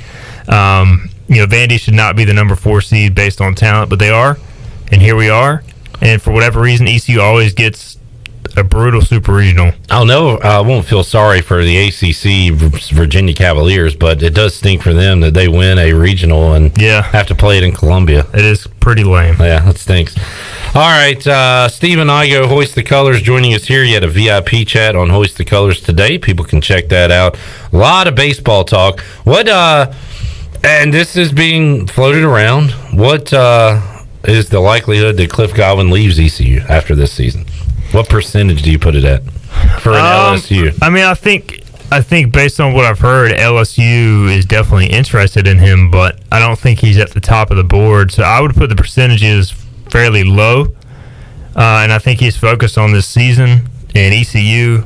He said today, I think it was Feldman who asked him a question about getting to Omaha, and he said as long as ECU will have him here, will have me to be the coach, we'll make it Omaha, which kind of said to me I'm not going anywhere. Yeah. So I feel pretty confident, and I was hearing a day or two ago that LSU interested in Coach Godwin, but they've kind of set their sights on their fans want a splash hire. They want the TCU coach Dan McDonald at Louisville. Is Cliff Godwin not a splash hire in the baseball world? Not in their fans' point of view. No, they want a guy who has won a championship, a national title. Yeah, and they want, just reading their message board on 24/7. It would be fans would be happy, I think, with Coach Godwin, but they want Kevin O'Sullivan, which probably isn't going to happen at this point. Schlossnagle, the TCU coach, Florida dude. Yeah, O'Sullivan. That's O'Sullivan. Okay. Yeah. McDonald at Louisville, who I don't think he's won a championship, but they've been very good. So they want, they're basically the top job in America. So they expect, hey, we can go poach another top coach from a College World Series program or whatever. I'm trying to think of a good example of it. Would it be Alabama hiring Fickle hadn't been around long enough, but a coach that is winning every year, winning big time every year, but somebody's got to have a championship on the resume for them to get excited, type of thing. Probably so. Now, if you gave Cliff Godwin the LSU job, I think he would absolutely crush it there. No doubt. That's kind of why I'm surprised. But their fans just see as he was an assistant under Paul Maneri. Maneri, even though they're in the Super Regional now, they haven't won a championship in a while, and so a lot of their fans don't want somebody with Maneri ties. Whereas Paul Maneri probably is why are we not hiring Cliff Godwin? Yeah, it's one of those things where you can almost build up too many expectations for yourself. And you've had all the success, and now fans want to go a different route. He's a legendary coach. So, fans get tired of the same thing after a while and just want a fresh name. But again, just like coaches get tired of being in the same place for a while, and they want to move on. Yeah. So, but if you gave Cliff Godwin the A&M or LSU job, he would win a championship in 5 years. John says if Pirates can break through, get to Omaha one time, do you think it'll open the door to get to Omaha more often? Maybe. I think so. I mean, as long as Cliff Godwin's here, they're going to be like. I really do feel like the fact that they're in the American just kills them from. They would be a national seed if they were in the ACC or SEC just based on conference affiliation. Yeah. I mean, it's unfair, but that's the reality. We've seen them get close. It's almost like you have to go. I mean, what would your record have to be regular season to get that top eight? I mean, I think the only way you could do it is if you schedule a team that ends up being like a top 10 team and you beat them in a series and you dominate your conference. Yeah. Because we saw in 2019 they got swept by UCLA. If they would have won that series, they would have been a national seed.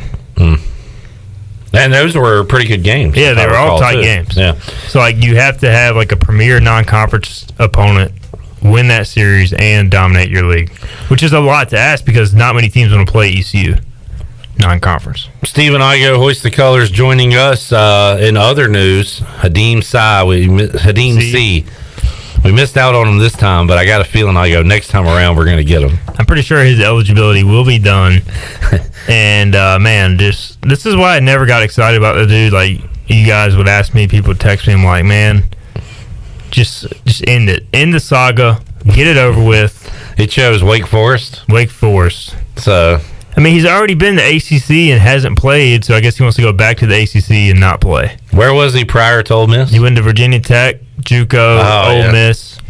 So I don't really understand what the dude is trying to do. I mean, he wants to go play professionally, but you're going to do that by playing. And whether he Wake Forest isn't very good, are they? No. They got a new head coach. Yeah, Forbes, good coach. I don't know. I mean, it's just you've been recruited by ECU for 2 years. Like, why even? I don't know. I kind of wish ECU wouldn't have recruited him, but it's easier said than done. Yeah. Let's see. Any football news, Igoe? Tons of recruits on campus over the past few weeks. It's been fun. I went to camp on Sunday and, actually got to see some recruits in person, talk to them. So it's good to be getting back to that because so many of the, you have 3-star offensive tackle from Virginia Beach who, told me, honestly, going into the ECU visit, I wasn't, I was kind of visiting just to visit, but once I got there and saw ECU up close and in person, I'm like, wow, this stadium is amazing. What am I doing not thinking about ECU? And every little thing helps, or at the very least, doesn't hurt you. Did the crowds this weekend help, you think, with these guys coming in, these football recruits coming in and seeing all that? It definitely didn't hurt. I mean, now a lot of them visited during the day and ECU played at night, which didn't line up, and you couldn't take the recruits to the game because they had to buy their own ticket. But I mean, I'm sure that as they're working out in the prospect, Sunday when they were working out and during their visit, I'm sure they heard all the noise and probably wondering what's going on. But no, I mean, and if you're ECU, you show those videos of just, hey, this is baseball. Imagine what it's like for football. I mean, the passion here is unparalleled. So I think it definitely can't hurt. Stephen Igoe, Hoist the Colors. The rain has stopped. We'll let you go, Igoe. Get warm, get loose, and get ready for championship action at Boyd Lee Ballpark as the B team. Who are you facing tonight? Carolina Lawn. All right. Yeah, they have not lost all season. We've got to beat them twice. We're coming out of the losers bracket, but we 10-run ruled each of our last 2 opponents to get to the championship. So we're on a roll, honestly. I feel very good about tonight, even though our best player is missing the game because he's at the Hurricanes game. Oh, man, that stinks. Is that Will dude? Or is that somebody else? Will is probably actually our best player. So our second best player is missing the game. Okay. Or, one of our best players. If I were you, I would have a jug of Roundup, in the on-deck circle. I would try to get in their heads. We're going to kill I might have to do that. Kill the lawn. Yeah, I'll bring some weeds out and throw them in their dugout. Yeah. What y'all gonna do now, boys? All right. Good luck, Igoe. Thanks, man. Thank you. I guess we'll talk to you via phone. Your second appearance this week. Yeah. You'll be out here. We're leaving Thursday morning. Okay. All right. We'll talk to you later in the week.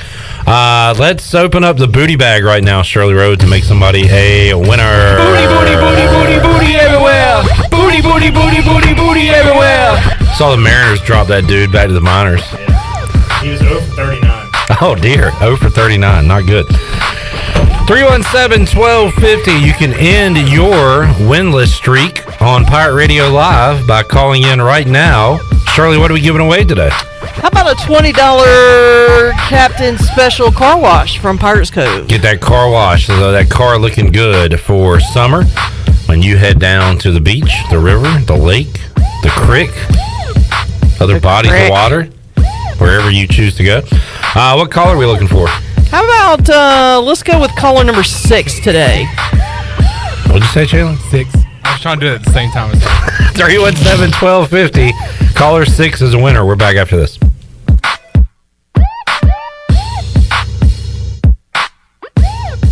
White Claw Hard Seltzer. A wave of refreshment. Crafted using our unique Brew Pure process. Made pure. Nothing tastes like White Claw Hard Seltzer. White Claw Hard Seltzer. Available in 5 fruit flavors, 2 grams of carbs, gluten-free, and 100 calories. Find it at whiteclaw.com. White Claw Hard Seltzer. Nothing tastes quite like it. Proudly distributed by Coastal Beverage. Please drink responsibly. Ooh, look at all that Parmesan cheese on that papadilla. Our freshly folded flatbread filled with juicy meats and melted cheese now has a crunchy, toasty outside. Now that's what's poppin'. Order today at papajohns.com. Hey, Pirate fans, order the new Parmesan-crusted papadilla for only $7. The new Parmesan-crusted papadilla is an MVP move for game day or any day. Place your order online at papajohns.com and sign up for Papa Rewards. Papa John's, the official pizza of the ECU Pirates. For the latest from the world of golf, tune in every Saturday morning from 8 to 10 for the Golf Shop Radio Show, presented by GolfKnickers.com, the world's leader in traditional golf apparel. Hosts Mark Greenhelge and Matt Blanchard talk golf from tee to green and everything in between. If you like golf, you're going to love Golf Shop Radio. Before you tee up, drop on in.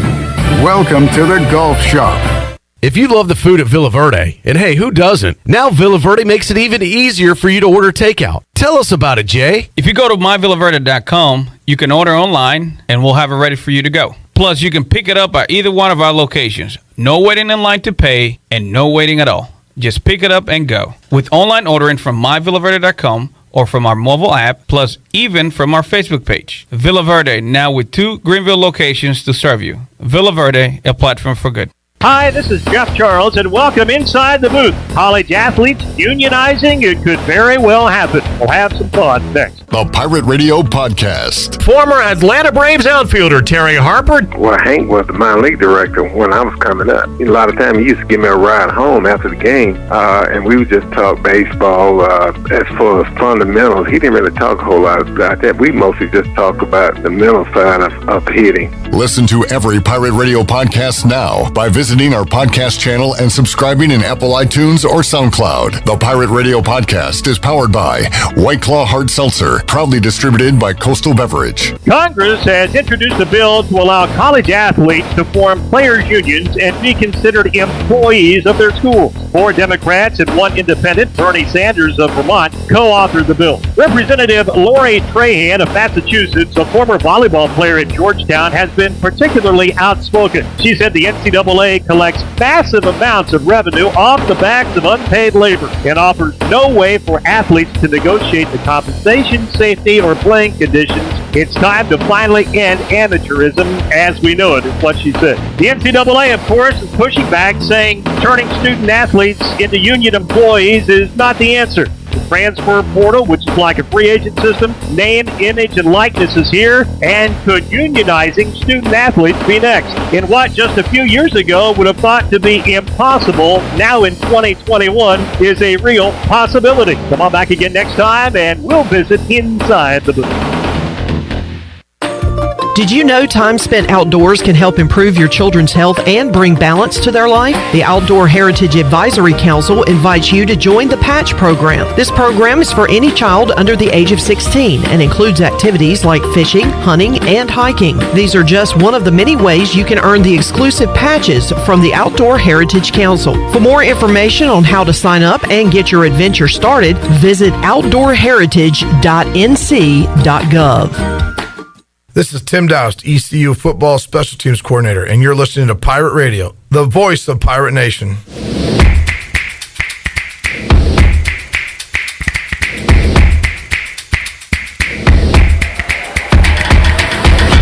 You're listening to Hour 3 of Pirate Radio Live. Do you need custom t-shirts, apparel, or promotional items for your business, organization, or event? Keep it local. Print it local with University Sportswear. Contact them today at universitysportswearenc.com. Now, back to the show. Welcome back. When your air conditioning needs repairing or replacing, call on the reliable service professionals of Delcor Heating, Cooling, and Plumbing. Go to delcorinc.com or give them a call at 321-8868. Delcor, the service professionals in Greenville. Now back to the show. Trying to do my best. It's up to you to do the rest. Patches is a great song. Great song. You ever done that karaoke? No, but you know what? Oh. No way, you have not. Yeah, I have. You've done Patches. What about as a story? Karaoke song? Yeah, a long time ago. Oh, wow. Yep. In your college days? I kind of want to do it again. I need to talk to DJ Captain Morgan, see where he's at. Come on to the Buck. And we'll do some patches. All right, Shirley, who was our winner? I'm sorry I interrupted you. Oh, my goodness. I didn't even tell you who the winner was. Steve Hill. Stevie. I didn't even hold on. Hilly. What are you doing? Well, I got to read the thing for Steve. Oh, okay. He won the $20 captain's. You threw me off by singing. My fault. That was my fault. Patches will do it to you. Yeah, Patches will ruin me every time. $20 captain special car wash from Pirates Cove Car Wash. Keep your vehicle clean with the Pirates Cove Fast Pass. With unlimited washes for only $9.99 for your first month. Pirates Cove Car Wash, the ultimate car wash experience, and the official car wash of ECU Athletics with locations on 10th Street, Fire Tower Road, and Memorial Drive. And if I am to sing Patches via karaoke, I'm going to need a Bud Light or two. The Bud Light ECU Report brought to you by Bud Light, who reminds Pirate fans to stay in the game, drink responsibly. Bud Light, the official beer of the ECU Pirates, proudly distributed by Carolina Eagle Distributing since 1989. East Carolina will play Vanderbilt Friday at noon. What TV network is that on? Is that on ESPN2? Yeah, thank you. The Deuce. And they'll play Saturday at noon on The Deuce. On The Deuce, ESPN2. So, and then the F necessary game is either on The Deuce or the U. All right, good information there. Looking at our guests later this week on Wednesday, we'll talk to Kevin Ingram, play-by-play voice of the Vanderbilt Baseball Commodores. We'll get a scouting report from him. Chris Holba going to join us on Thursday. We will talk to Shane Winkler, the new ECU softball coach, on Thursday as well. Mike Mullis will be here at the end of the game on Friday as we open up the show at 3 o'clock on Friday talking baseball. We got Jeff Charles, Bryce Williams, everybody in between the remainder of this week. Was that hire by the Wink? Was that a quick hire? To me, that seemed like it happened just like that. Yeah, Shirley actually commented earlier today that as quickly as it went, might have said that there may have been some inkling that it might have been Courtney's last year. Right, so they already kind of had somebody. So they had a list ready to go. I'm sure that that John Gilbert probably had a list of people that he thought, might be able to fill the position. I don't know if he had a heads up or if he just kind of felt like, maybe this might be her last year. So, I don't know for sure, but with the fact that it was a relatively quick hire, that's kind of where I'm guessing it. I know where he's coming from. They made the tournament, but I can't remember the school he's coming from. Do you remember? If you hadn't asked me, I would have been able to tell you right off the top of my head. I want to say Old Dominion, but I don't think that's correct. How about George Washington? I knew it was like two words. Old Dominion, George Washington. Or our former president. Our former conference mate in the Colonial Athletic Association. I knew it was like something like that where it was like two words. Hurricanes play tonight, and by tonight, I mean in like 40 minutes. 6:30 NBC Sports Network, That's Hurricanes crazy. and Lightning. Game 5 of that series, Hurricanes trying to stay alive. Golden Knights and Avalanches tonight at 9 o'clock. I think the Sixers come back and win tonight and beat Atlanta, but I just saw Doc Rivers say that Joel Embiid is a game-time decision. I would rather him say Embiid is playing. Speaking of decisions, Clip, I have some ECU recruiting news out of Whiteville. Dajuan Thompson has made his pick, and it's not the Pirates. It is the Wolfpack of NC State. So he's going to be from the Whiteville Wolfpack to the NC State Wolfpack. He is committed to go to NC State? Yep. All right. Thank you for that Whiteville news. Also tonight in the NBA, Clippers Jazz Game 1. Want to go Clippers, Chandler? Let's do it. All right. We're on the Clips. You know, and I mean, this news came out a couple of days ago, but Terquavion Smith was named the Gatorade the North Carolina Gatorade Player of the Year. Look, Baby T, let somebody else win an award. So with him winning that award, he is now considered a nominee for the National Gatorade Player of the Year. Has any one individual won as many awards as he won in 2021? I don't build a statue and like they might as well. Good Lord. Put a statue up of Baby T. I'm telling you, this kid's got a bright future. I mean, he's got a good head on his shoulders. He's a smart kid, and as much as I don't like the fact that he's going to state, because that makes me cringe every time I have to say it. But I wish him well because that kid's got a bright future ahead of him. Saw Larry Williford out at ECU baseball on Sunday. Talked to him for a while, Shirley, and you and I got to work on getting some baseball hats. Yeah, in fact, we did some negotiating out there. Williford drives a hard bargain. He said first he would give us some Farmville Central baseball hats if we traded him some Pirate Radio Birdhouse t-shirts. He then said he would give us the real names. If we had any left. Right, I think we're out of those. He would give us the real names and identities of fifth quarter callers from the Farmville area if we'd give him some Birdhouse shirts. So I don't know. That's interesting. He was negotiating. We gotta do one more break. Yeah, here. we got to get another break in. We will come back and wrap up a Tuesday edition of Pirate Radio Live. Back with you after this.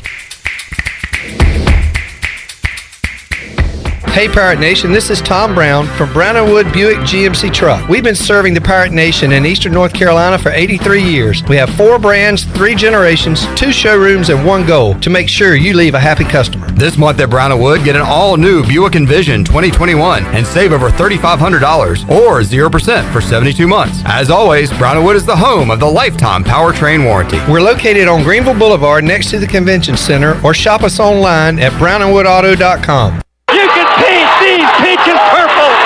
Classic sports moments never get old, and neither does classic food from CPW's. CPW's classic menu is back with all of your favorites like tortellini CPW's, Cajun chicken and pasta, classic lasagna, the garbage pizza, the stromboli, calzone, Atlantic salmon, the Cajun fried shrimp wrap, and more. Start every meal off with your favorite beverage and CPW's fresh baked bread and garlic butter. CPW's, serving classics in Greenville since 1995. Stanton Square near the hospital.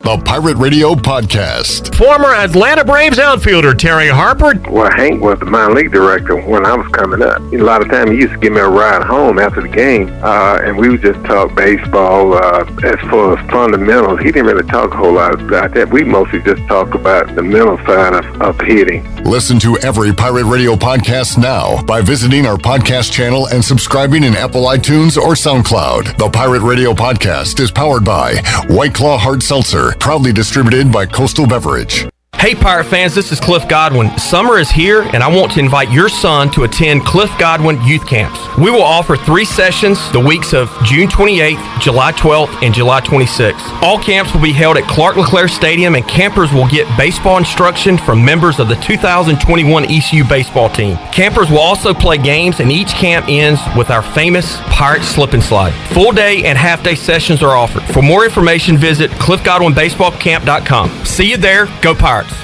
With Domino's Carside Delivery, you can carry out any 3-topping pizza for just $7.99 without leaving your car.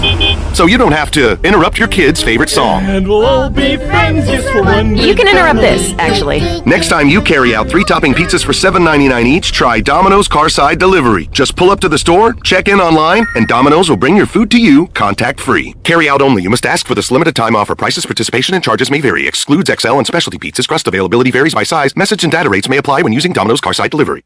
In studio today with Tony Edwards from AG Home Solutions. And Tony, you love to help people remodel spaces or even do new construction. We do, and we also can help people find financing when they want to do projects like this. And so we partner with folks like Joey Barrow with Annie Mac Mortgage. And Joey's in studio with us as well. And Joey, people have a lot of financing questions to be able to help reach the home of their dreams, whether it's remodel or new construction. No matter how large or small the project may be, we have options for you. Even if you have credit concerns, we provide guidance to help you get the home of your dream or turn the home that you currently have into the home of your dream. Joey, how can folks get up with you? You can call us today at 917-8400, or you can go to our website at greenville.annie-mac.com. And Tony, what about if people have renovation questions? How can they get up with AG Home Solutions? You can contact us at 947-2526 or check out our website at aghomesolutions.com. Thanks again to Tony Edwards from AG Home Solutions and Joey Barrow from Annie Mac Mortgage joining us today. Do you find yourself hungry, but looking for some new and different options? Then the Bodega Market Cafe in Uptown Greenville is for you. They offer a full-service menu featuring breakfast, lunch, and dinner, also with a variety of unique vegan selections. Dine in or sit outside in their great outdoor dining area. Plus, they're always ready for pickup or delivery. Open 24/7 for your convenience. The Bodega Market Cafe, located in Uptown Greenville, across from the BB&T. This is Billy Weaver from WITN. You're listening to Pirate Radio, the voice of the Pirate Nation. You're listening to Hour 3 of Pirate Radio Live. Do you need custom t-shirts, apparel, or promotional items for your business, organization, or event? Keep it local. Print it local with University Sportswear. Contact them today at universitysportswearenc.com. Now, back to the show. All right, take a look at your stock market report for today. The Dow was down 30 points at 34,599. The NASDAQ was up 43 at 13,924. And the S&P was only up 0.7 of a point at 4,227. That's your Wells Fargo Advisors Financial Report. For a personal look into investing, call Wells Fargo Advisors today at 756-6900 in Greenville. Wells Fargo Advisors, LLC, member SIPC. Now let's head back into the show. Here's your host, Clip Brock. One final note on the Bud Light ECU report. We are 86 days away from kickoff, East Carolina and Appalachian State at Bank of America Stadium in Charlotte. Thank you, Chandler Honeycutt, for providing that information. Great job, Shirley. We will see you fine folks Wednesday, 3 o'clock on an all-new edition of Pirate Radio Live. So long, everybody. Thanks for listening to Pirate Radio Live, an exclusive presentation of the voice of the Pirate Nation. This is Pirate Radio, WGHB Farmville, 1250 at 92.7 FM Greenville, WDLX Washington, 930.